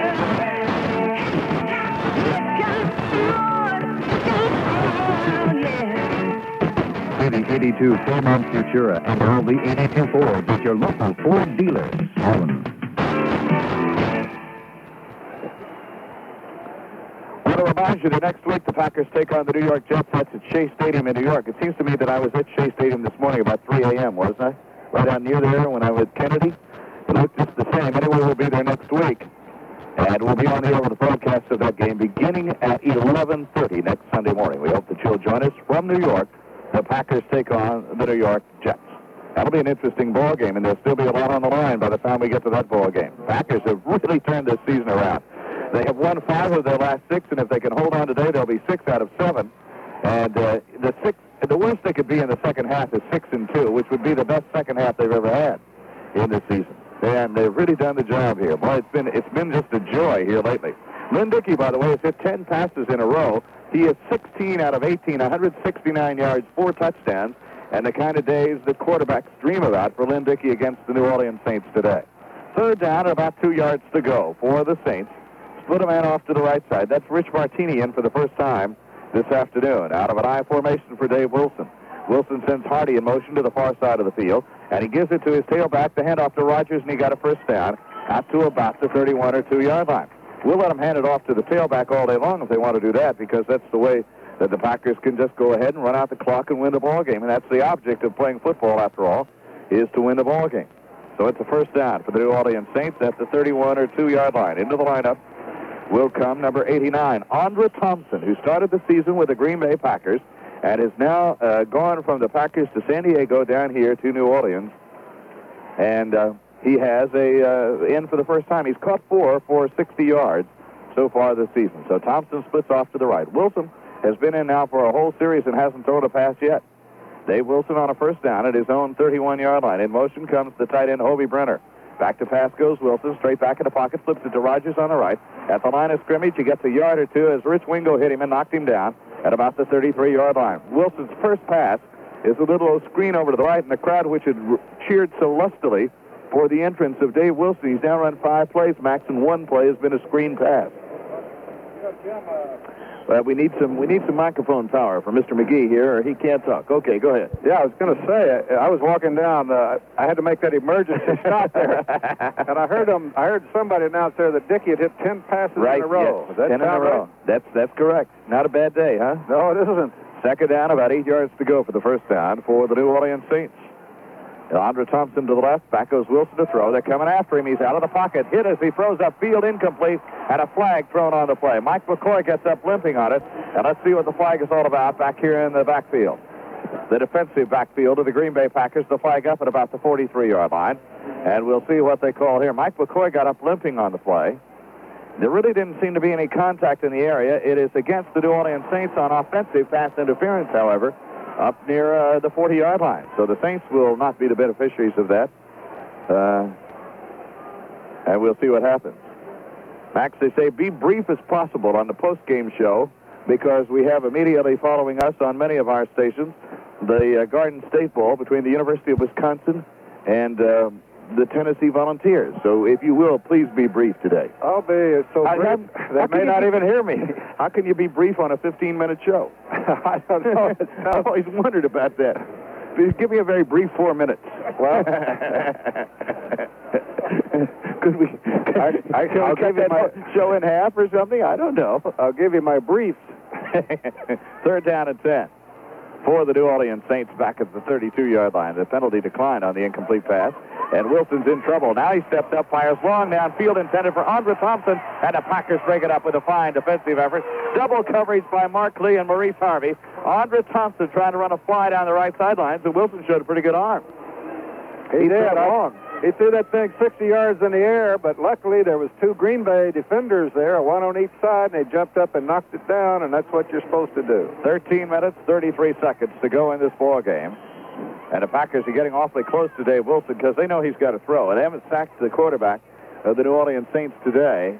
And the Saints are 11 out of 18 throwing for 123 yards. All right, back to do the kicking is Russell Ertzleben. And he's standing back at his own 18-yard line. The snap comes from the 33. Waiting for the snap from center. It's a good snap. Ertzleben steps up into the ball, and he gets a nice high kick. Boy, I can see why they liked him. The ball comes to the 18-yard line. Freddie Nixon comes back to the right and slips down at the 22. Freddie Nixon slips down at the 22-yard line. We'll get a timeout on the field with the score. The Packers 28, the New Orleans 7. We'll be back. New Orleans Saints 7. We'll be back in a minute after this message on the Green Bay Packer Radio Network.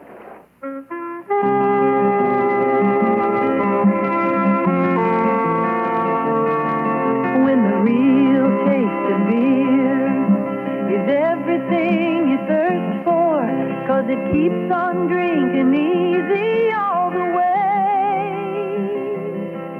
When the most that beer can be is all that's gonna make it, then there's only one thing left to say. Give that man a blue ribbon, the original Pabst Blue Ribbon beer. Give that man a blue ribbon, the original Pabst Blue Ribbon beer. Pabst Brewing Company, Milwaukee, Wisconsin. While we have the opportunity, let's take 10 seconds for station identification. This is the Green Bay Packer Radio Network. WNBK, New London.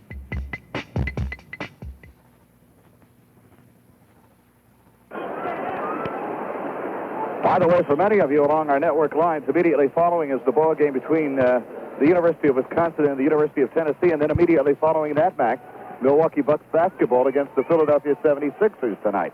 So that's not a bad triple header in one day, is it? Well, it's not. Are you going to do that game? No, I'm going to go down to Desiree and eat some shrimp. Handoff goes up the middle to Turdell Middleton in for the first time.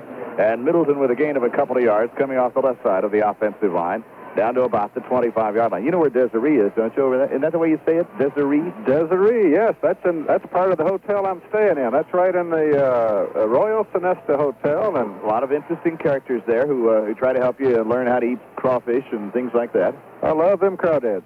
Do you really? Oh, yeah, I love them. As my father used to say, I just soon have something to eat, if you don't mind. You won't find them there this time of the year, though. It's out of season, really, for crawfish.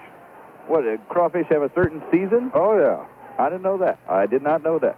Here is Lynn Dickey. Back to pass. Swings the screen off to the right to Turdell Middleton. Middleton to the 25. Middleton to the 30, maybe the 31-yard line. And close to a first down. Turdell Middleton on a drive. Out to about the 31-yard line. You know, I'm getting the idea, Max, from watching the Packers here today, and after the last 2 weeks, that they're beginning to feel that maybe they're a decent football team. Well, I think so. You can tell that, you know, their momentum from this winning streak has really made them a better football team. And when you start winning, you're beginning to think you can win, and all at once you start playing like winners, and they're playing like winners right now. And they're doing so many different things, and they seem to be executing everything very, very well that they've been doing in the last 3 weeks. So it is going to be a third down at about a yard and a half to go for the first down for the Packers. Everything but short yardage plays. That's been a bummer. And Gary Ellis goes this time close to a first down to about the 33-yard line. Looks like he might have it. It is very close But that's the one thing they haven't done well is the short yardage plays all season long. I think you're right, and I think that's a twofold problem. Number one, they don't block that well for short yardage. Number two, they really don't have what you really call a power runner to get that extra yard or so. That's what they really need. Well, not a good day for Baltimore again. 35-14. Washington with the lead in the ball game. 35-14 in the third quarter. Buffalo 19, New England 7 third quarter. Cincinnati 10, Pittsburgh 3 in the third quarter. Packers got a first down, by the way. Miami 7, Kansas City 7, second quarter. New York Giants 10, St. Louis 3, third quarter. And it is 14-10, San Diego over Tampa Bay. That is in the third quarter of that ball game. What are the totals here on the attendance? The attendance here. I want to see if you can read it. That's why I gave it to you. There's the no-shows that are here is 8,494. There's 45,000 people here, and they've sold 54,000 seats. So a lot of people decided to stay down in the French quarters, and to hell with it. They said they have 8,000 no-shows here today, right? That's right. Back to pass. Dickey swings it off to the right to Lofton. He's wide open out here to the 35, the 40, and Lofton. Oh, if he'd have kept his feet, now a flag thrown. He's out to the 35, the 45-yard line, and a flag thrown on the play from way across the field. It looks like somebody from New Orleans got blindsided and knocked down on the play. And let's see, it'll be a gain for James Lofton, and then the penalty will come from the point of the foul. Lofton with the catch, though, I believe. That for Lofton. No foul. Push out of bounds. All right, no foul, and the ball will be allowed where it was. Tell me now, what's the push out of bounds? Maybe somebody thought possibly they pushed him after he was out of bounds, which would be a foul, but they didn't call it. I mean, somebody called it, but somebody else didn't want to call it, so that's the end of that. Well, whatever it was okay. And Lofton gets the reception and gets the first down out at the 46-yard line. How many catches today for James Lofton? Lofton has 3 for 52, and Dickey has run that string to about 12, I think, now, or even maybe more than that. It is the first down at the 46-yard line. Here's Dickey on a handoff to Turdell Middleton. He dives up to near midfield at the 49 before he can be tripped up. The Packers doing pretty much what they want to do in this ball game right now. They're out to about the 49-yard line. And the Packers with a gain of 3 on the play, but more importantly, Max, the clock under 11 minutes. The Packers trying to get ahead of the game with an 8-7 mark, and I don't think at the midway point of this season you and I thought that was possible. Well, you didn't think they were going to win more than they lost or even get to 500, but they're there, and they got a good chance to get over that 500 mark today. All right, it's going to be a second down. Let's call it about 6 yards to go for the first down for the Packers. Dickey, the quarterback, Lynn on the handoff to Gary Ellis. Big hole. He's to the 40. He's to the 35. He's on his feet all the way down to the 30-yard line and ridden down on the play by the defensive man for the New Orleans Saints. That is Mike Spivey, who was there at the cornerback to knock him down at the 30-yard line. And one thing the Packers are not trying to do, they're not trying to embarrass Bum Phillips and the New Orleans Saints, but everything they're doing is doing very well. Well, that's true. And even though you're not trying to run a score up, you're definitely going to play the best you can. That's right. That's the way the football game goes. And, of course, the Saints right now, they're down. They had a little momentum early in the first half, and when that died, they died with it. 10 minutes to go in the ball game. The Packers 28, the New Orleans Saints 7. Been a nice, easy afternoon so far for Green Bay. Here is Dickey. Play action. Back to pass. Dickey now under some pressure. Turns. Fires long to J.J. Touchdown for J.J. And Len Dickey had enough time to find him, and he finally found him for the touchdown. And when he found him, there was nobody within 10 yards of Jefferson, wide open into the end zone, and the Packers had pulled way out in front, 36-7. Len Dickey, 5th touchdown pass of the day, and Jim Palm, that will send you to the record book to see whether or not that is a record for the Packers. Might tie it, I think. Excuse my saying 36-7. I meant 34-7. I can't add. It's all right. I didn't mind that at all. How long was the pass? 30 yards to J.J. And it comes with 9:47 to go. That certainly put it away for the Packers. Now we can have some fun. Here's the kickoff by Stenerud. The kick rather for the extra point. I'm a little tired today. It's good. 35-7. Timeout on the field. Back after this message from your local station here on the Green Bay Packer Radio Network. Basil, oregano. Put the Big G in your life. The Big G is Golden Hour Lane's New London. But the Big G also means great exercise and great fun. Bowling the Golden Hour way. And while you're there, you can even enjoy something from the lounge. Golden Hour Lane's New London. Bowl the Big G way. Golden Hour Lane's New London. early. We wish you would write clearly. We hope you'll pack dearly and use the right zip. When you drop a line and send gifts on time, you'll have a Merry Christmas and a Happy New Year. We wish you would mail early. We wish you would write clearly. We wish you a Merry Christmas and a Happy New Year. Make Christmas merrier. Mail early this year.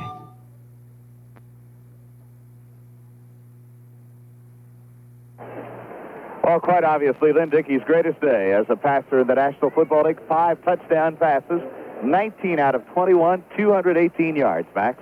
I'll tell you one thing. I think if I were to coach now, I think I'd let Mr. Dickey sit down for a while. Even though he's in chance of breaking some records, I think he is so important to this team that maybe we should get him out of there and save him for next week. 5 touchdown passes ties the all-time Packer record. And I know Don Horn has won. And 13 in a row, does that tie the record too? I don't think that ties the record in passing. I know Don Horn is one who had 5 touchdown passes. 17 is the Packer record in a row. Ties the record for the NFL. Ball comes to the 10-yard line. It's fumbled around there by the Saints. Finally picked up by Wilson, and he bounces out to the 23-yard line. If I knew how to look up things in this rule or in this book, I could probably find them, but it's a little bit hard for me to find all of these things in here. What do you figure the record for fumbling the most kickoffs before you get it in a row? I think they've done that already. Wilson has dropped 3 kickoffs that he's had come to him. He's not been able to handle one of them. Forward passing. Most touchdown passes a game, 5. Green Bay versus Chicago. That's a team record, though. I got to find individual records, don't I? Well, we'll keep at it, folks. Don't go away. We'll be here till the end of the game. First down at the 23 for Dave Wilson and the New Orleans Saints. Wilson waits for the snap from center, goes straight back into the pocket now, looks, turns, fires it upfield, rifles it to his wide receiver on the right side. And the man who caught that ball for the New Orleans Saints was Jimmy Rogers. Rogers out of the backfield caught it over on the side. Wilson now has got a good chance to display some talent there and to just kind of have some fun in the ballgame, Max. Well, that's true, and it'd be a good time now for the Packers on this next series when they get the ball to let Campbell get in there and get some game time experience. This is when you're supposed to try those guys out. Lynn Dickey already has the record, by the way, of most passes completed in one game. He completed 35 in one game. That was against Tampa Bay last season in that ball game that turned out to be a tie ball game.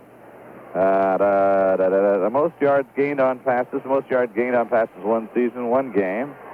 Longest completed, most touchdown passes, one game. 5. Cecil Isbell, remember him? Against the Cleveland Rams in 1942. Don Horn in 1969 against the St. Louis Cardinals. Cecil Isbell and Don Horn, 5 apiece. Not too bad guys to do it. That's probably about all Horn threw in his whole career, wasn't he? Got them all one game. No, I'm kidding. Don was a good quarterback.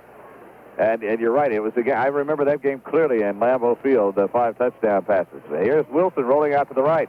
Wilson looks, fires upfield. It is caught by the big tight end, Hobie Brenner, and Hobie's wrestled down and out of bounds at about the 42-yard line in Packer territory. Wilson rolling to the right, found an opening and flipped that ball upfield to Hobie Brenner. And Brenner gets the first down out of the Packer 42-yard line. He was pretty nifty that time coming out of the backfield. I'll tell you, he fooled the blitz man. Green Bay was blitzing on the weak side there, and he got outside of him. That's why he had so much time to throw it. Hit Brenner right on the button. The Saints are on the move with Wilson at the helm. And the clock is the only thing we're watching right now. 8 minutes and 28 seconds to go. If the Packers win, they will assure themselves of not a losing season, but at least a 500 season. They would be 8-7, and they would still be alive for the wild card playoff spot. Back to throw is Wilson. He fires to the sidelines, overshot his intended receiver at the 30-yard line, and that was Andre Thompson down here at the 30. Andre Thompson was a Packer until about 3 games into the season. Well, you know, I didn't know that was Andre Thompson. He did. He went to San Diego, and they sent him down here. Is that right? A flag is on the play, by the way, and let's see what the flag is all about. It may be an illegal chuck against the Packers because the ball comes 5 yards forward. Let's listen to the official. Personal foul, 5-yard face mask. Number 51 defense, automatic first down. Number 51 on the defensive team in there now for the Packers. The Packers are playing some new people, Max. 51 is Guy Prather. 56 is also into the ball game. That's Cliff Lewis. 9 yards to go for the first down. The ball resting at the 14-yard line for the New Orleans Saints. Dave Wilson is the quarterback. Wilson goes straight back in the pocket, goes on a draw play this time to Toussaint Powder. And Toussaint is out to the 21-yard line for a gain of about 7 yards on the play. Tyler to the 21-yard line, and the tackle made there by the linebacker for the Packers, and that's number 51 on the play, and that is Guy Prather. Prather is 6'1", and he is 230 pounds and a first-year player out of Grambling, which means that he was in the camp before and didn't make a club, so he's actually attempting for the second time, and he's played a whole season now with the Green Bay Packers. 3:49 left to go in the game, and it's third down and about 2 for New Orleans. Tyler now lines up as a wing on the left side. That's an interesting formation. And they drop the football, and it's loose, and the Packers may have it. Alderman on top of the ball, Kurt Alderman at the 20-yard line, and he dropped right on the ball, and the Packers have it at the 20-yard line with a first down right there. I'll tell you one thing, a big fumble, and not that it means very much at 35-7, but it does mean the Packers alertly playing defense, getting ready for next week's game against the New York Jets, and that'll be a big one. Means a lot to Kurt Alderman, I guarantee you that. Timeout on the field. We'll be back in a minute right after this message on the Green Bay Packer Radio Network. Look out, here comes Neil Sedaka for Ford Escort. Hello, world, I think I like what you are. I know you're gonna travel me a long way. All the way to Payday. Introducing a brand new world car. Escort 4-door with front-wheel drive, 4-wheel independent suspension, and in back a hatch. Now that's tough to match. Look out, world. Here comes Ford. Here comes the number one. The OK, the you and me, the USA.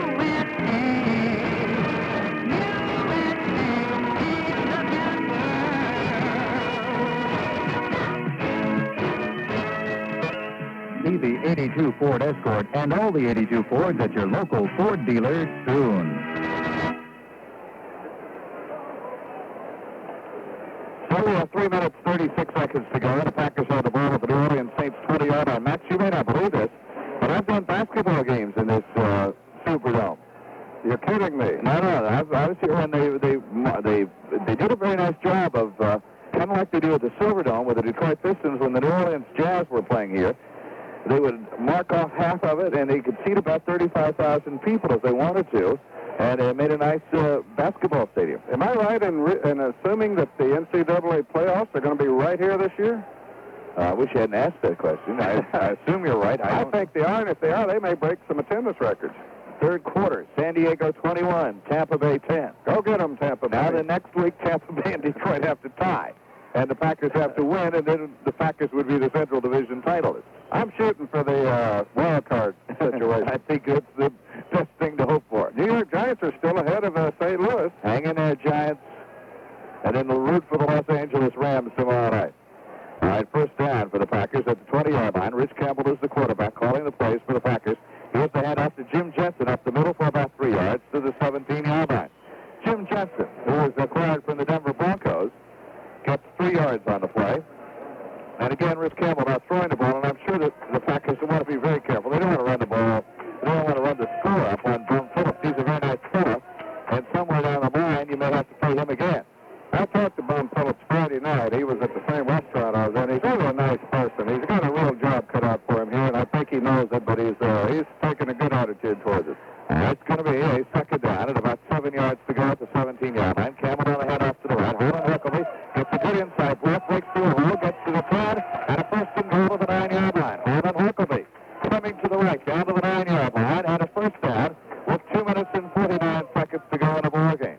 And the Packers running that sweep to the right, and Huckabee ran it very well there. You've reverted to your childhood, haven't you? Yes, I'm making an airplane out of my lineup card here. Well, that's right. That's it. Hold on there. I want to see you. Okay. Never got out of the booth. That looks like the airplane ability. I'm sorry, folks. The Titanic of airplanes. First and goal at the 9-yard line. Oh, it's a lot more fun to win. Draw play to Jensen up the middle down to the 3.5-yard line. Jim Jensen had the draw up the middle to the 3.5-yard line, and the second and goal. And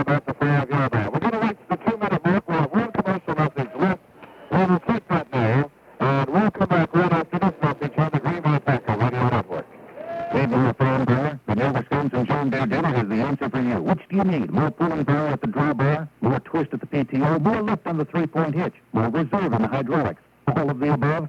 Then a new Iron Horse tractor from John Deere is your answer. Stop by any of these dealers soon for more information on the new Iron Horses from John Deere, all with more horses and more iron.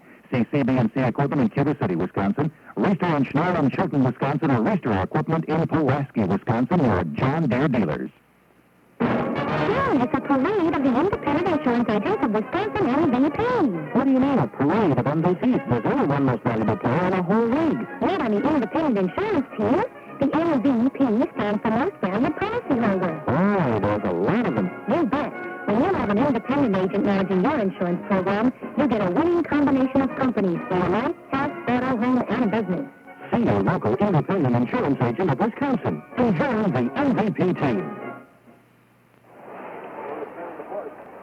Well, we have 2 minutes exactly remaining in the ball game, and it is a 2nd and goal at the 5-yard line. The problem the Packers are having here right now, Max, you can't tell anybody going in to play hard, and the people who are in playing most of the night don't get most of playing time anyway, and don't really do the very best job they can. You know, the only people that's going to be mad is those people that's got 2 in the pool, because it's going to go up to 9 and they're going to lose their money. That could very well. The only people with 2 in the pool, get ready to get sick. 2nd and goal at the 5-yard line. It is Cassidy to the left and Freddie Nixon to the right, and the tight end is Guy Lewis. So you can tell, Guy Lewis, you can tell that we're heading the ball game. Here's the handoff, a sweep to the right for Huckabee, trying to get the corner. It's not there, and he's knocked out at the 7-yard line. Huckabee trying to sweep it to the right, knocked out at the 7-yard line. Now it becomes a 3rd and goal at the 7. I'd like to see Campbell get a chance to throw and hit a touchdown pass in his first year in the bigs. That's what they call major leagues, the bigs. There's the big leagues, but I just don't think Bart Starr would want to do that to Bum Phillips. You know, everybody's in a situation where you have this opportunity to do this, and I just don't think Bart Starr is the kind of guy that, sure, you're going to try to score a touchdown running the ball, but I don't think you're going to try to fool him. 3rd down and 7 for the Packers. Again, it is Jensen and Huckabee as the running back. Here's Campbell on the handoff to Jensen. He bounces off the line of scrimmage, but can't get away, and he goes down to the 9 with 1 minute and 13 seconds left to go in the ballgame. Tommy Myers, still playing it to the hilt, makes the tackle on the play and knocks him down at about the 9-yard line. Where are you going after today? You going home? I am going to Minneapolis for a couple of days, and then I'm heading for the Big Apple. You going to New York early, too, huh? You ever know Minnie's a little out? Minneapolis? Yeah. From Minneapolis to the Big Apple. That's what I'm doing. Okay. I'm going to stay here for a couple of days, and then it's an action-packed tour of Indianapolis. Well, that's about as much fun as, well, forget that one. 40 seconds. 4th down and goal to the 9-yard line for the Packers. That 2 still holding up in the pool. Here is Campbell on the pitch. He goes to Jensen, sweeping to the right. He's down to the 3-yard line for the 2 hold up. He lost the ball, I believe. Regardless, it is 4th down, and the Saints take over at the 4-yard line with 26 seconds to go in the ballgame. So the 2 held up. I apologize to all those people at 9 that are going to go home busted. Buffalo 19 and New England 10. That's in the 4th quarter. Cincinnati 17, Pittsburgh 3 in the 4th quarter. So Forrest Gregg will clinch his divisional title this afternoon. And that was a battle of Malone, the rookie from Pittsburgh, versus Thompson, the 3rd-year man from Washington. That played for Cincinnati. So that was an interesting Kenny game. Anderson, yes. New York Giants 17-3. 21-16 now. Tampa Bay, San Diego. San Diego leading. And they're in a position to win the ball game. Tampa Bay is. They're only 5 back. Here's the handoff by Dave Wilson. He goes to the tailback, and the tailback is Wilson, and Wilson now throw back to 6 or 7-yard line. And we're down to 18, 17 seconds, and the clock is running, and this ball game is all over. Ken Tankersley's been our engineer today, Jim Palm with our statistics, and we'll go over all of those statistics in our post-game show. Nice to have Scott Hunter here with us. Maybe we get a comment in the post-game from him. The ball flipped upfield. It's caught by Scott Stutch, and he goes down at the 17-yard line. But the game is ended, and the Packers have won it. Our final score, the Packers 35, the New Orleans Saints 7. This is Jim Irwin reminding you the season, the regular season, that is, closes next week against the New York Jets, and we'll be on the air at 11:30 from New York, and we hope that you'll join us for that one. Again, our thanks to Ken Tankersley. Stay tuned now for the post-game show. That's coming up next here on the Green Bay Packer Radio Network.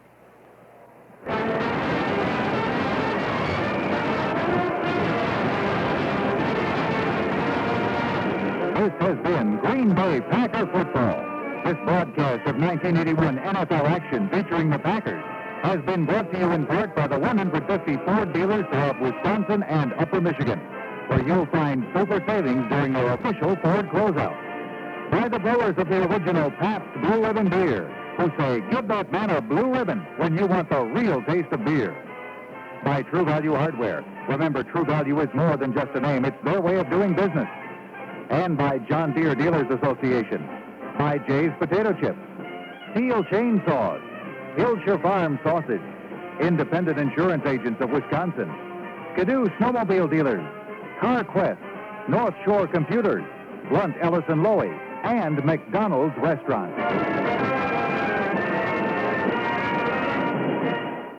Residents of the Fox Valley have turned to the Fox River for transportation, for recreation, and for nearly 100 years for electricity.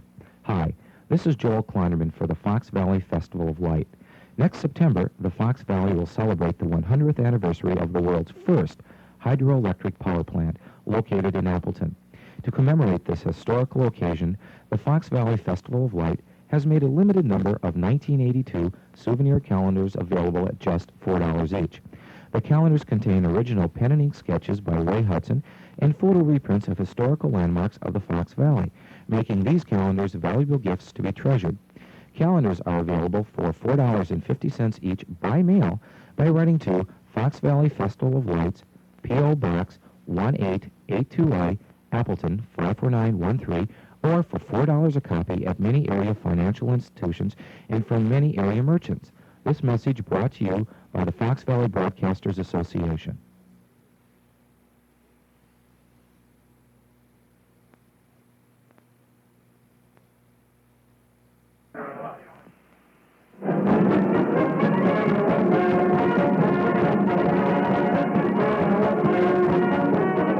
And now, another Packer playback, brought to you in part following each Green Bay Packer game broadcast by brewers of the original Pabst Blue Ribbon beer, who say, give that man a blue ribbon when you want the real taste of beer.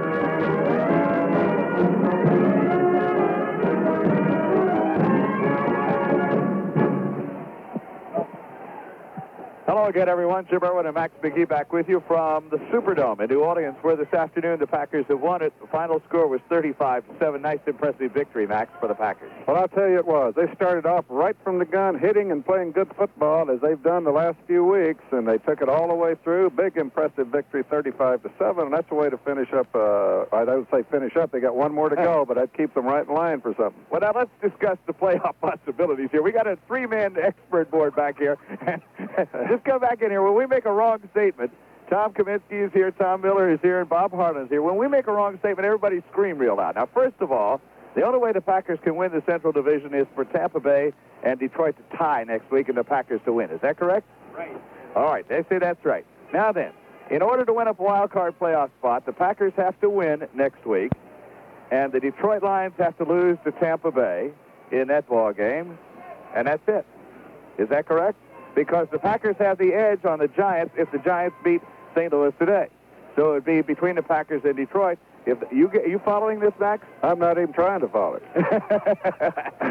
Well, it's fun, and the nice thing about it is, Max, that here we go to the 16th week of the season, and the interest is still very high. Boy, you're not kidding. That's what they did in football. With the wild card situation, keeps teams in it right up to the last week, and there's not many of them out of it. All right, let's check the yardage in this ball game. What a day for Lynn Dickey.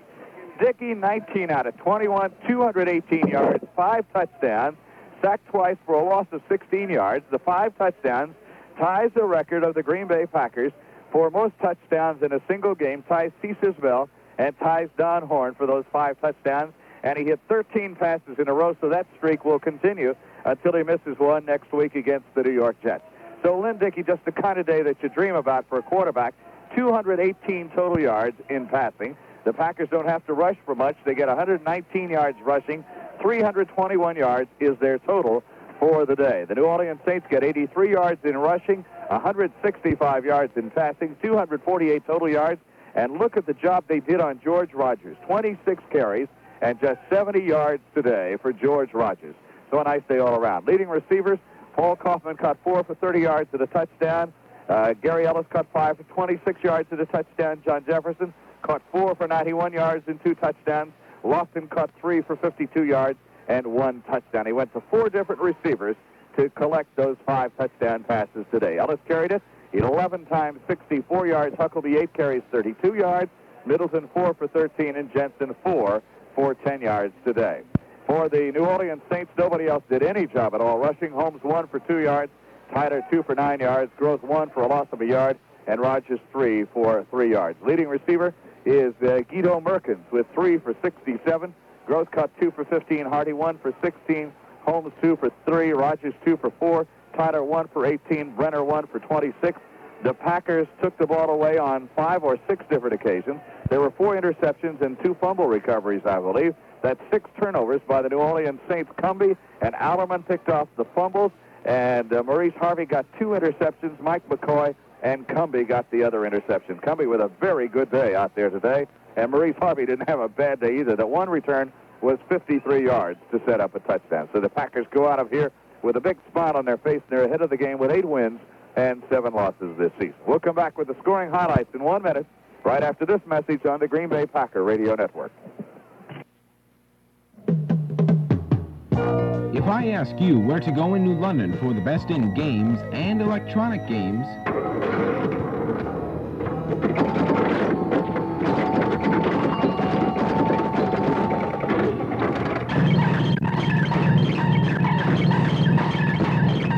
would you be pointing me in the direction of the arcade inside the Dairy King at 410 North Shawano Street? The arcade inside the Dairy King offers you the best in electronic fun. Today's new space-type games are not only fun to play, but they can make you feel as though it's your mission to save yourself and the world from destruction by space creatures. The arcade inside the Dairy King has games that'll challenge everyone from a beginner to a video games expert, and you can test your skill and escape into the fantasy world of electronics at the arcade inside the Dairy King, 410 North Shawano Street in New London.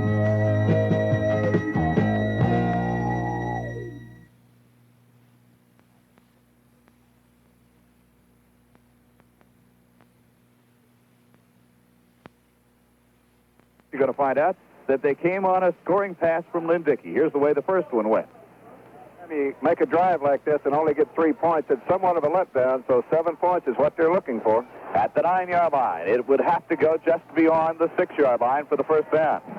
Gary Ellis and Harlan Huckabee are the running backs. The offensive line has played well recently.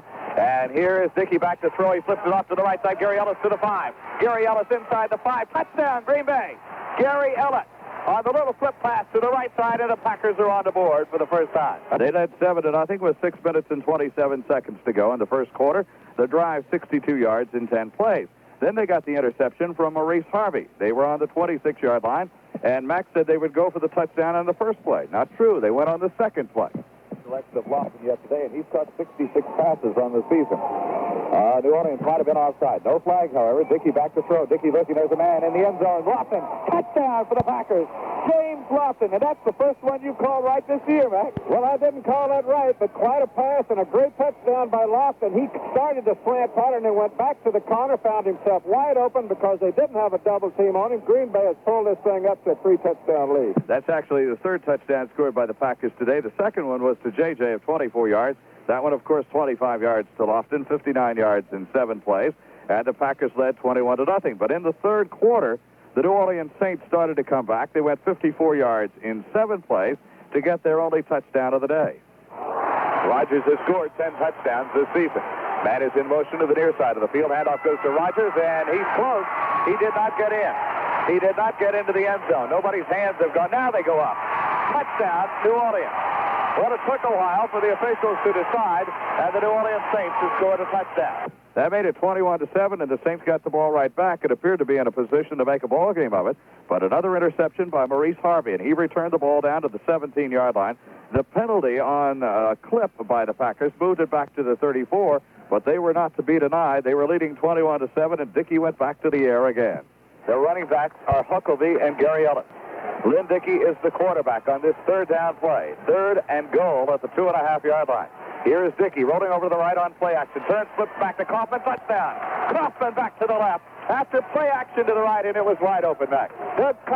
Kaufman wide open. He snuck into the middle and then came to the outside. Wide open. Touchdown. Perfect pass by Lynn Dickey, and the Packers have a 3-touchdown lead again. 28-7 with 56 seconds to go in the third quarter, and Lynn Dickey was to get one more. He drove the team 77 yards in 7 plays the first time they had the ball in the fourth quarter for his 5th touchdown pass of the day. 10 minutes to go in the ball game. The Packers 28, the New Orleans Saints 7. Been a nice, easy afternoon so far for Green Bay. Here is Dickey. Play action. Back to pass. Dickey now under some pressure. Turns. Fires long to J.J. Touchdown for J.J. And Lynn Dickey had enough time to find him, and he finally found him for the touchdown. And when he found him, there was nobody within 10 yards of Jefferson, wide open into the end zone, and the Packers had pulled way out in front, 36-7. Well, it wasn't 36-7, as Max said. It was 35-7, but it was close enough. And the Packers do win it, and they won 8 and lost 7 so far this season. We'll be back with a final word or two and check some other scores in a minute, right after this on the Green Bay Packer Radio Network. Okay, we are back. Thank you, Ben. How about a nice... Just in case you overlooked us, come on in and look us over. And if you haven't been to the bottle shop at 303 South Shawano Street in New London, you may have been overlooking the best display of imported wines and domestic wines in this entire area. Look us over. Look them over at the bottle shop and you'll discover more than just another liquor store. Oh, sure, they carry all kinds of beer, liquor, and party supplies, but they also have the largest and best selection of imported and domestic wines in this area. And the bottle shop keeps their wine chilled, so it's always at its cool, crisp best. Don't overlook the wines at the bottle shop because their wine display is well worth looking over. The bottle shop, 303 South Shawano Street. Come on in and look us over.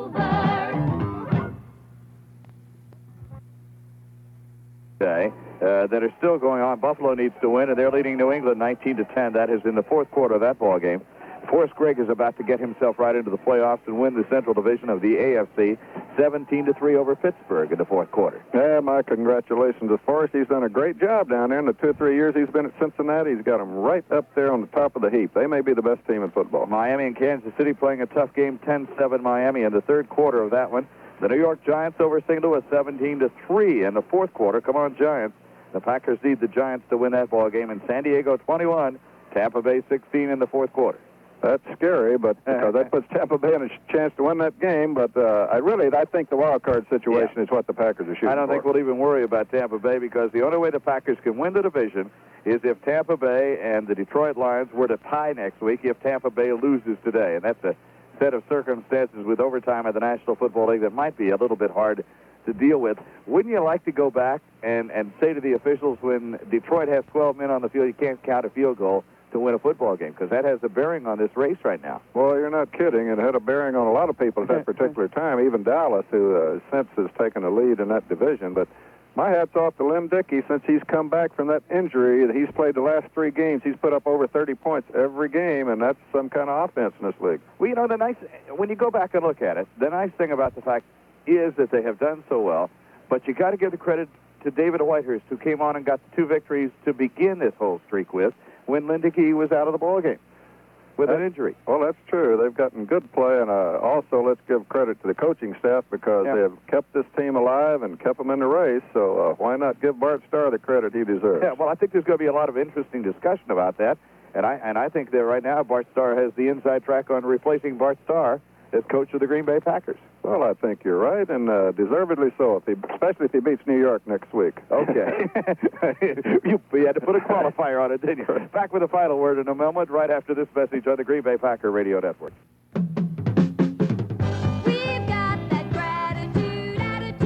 That's right. Drive in and say hi to Rick, George, and Marge. Let them take care of you during the Packers season. View the Packer game on their TV and enjoy the friendly conversation from other area Packer backers.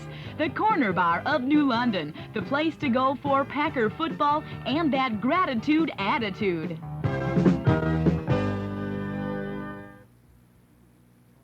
We wish you would mail early, we wish you would write clearly. We hope you'll pack dearly and use the right zip.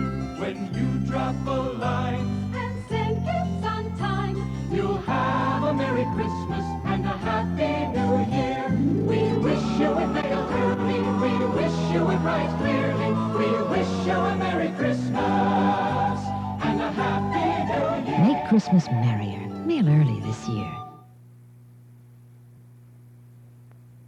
Still in the running for a wild card playoff spot, and let's hope that they make it. Good ball game today, 35-7. Again, our thanks to Ken Tankersley, our engineer. For Max McGee, this is Jim Irwin. Thank you for listening here on the Green Bay Packer Radio Network.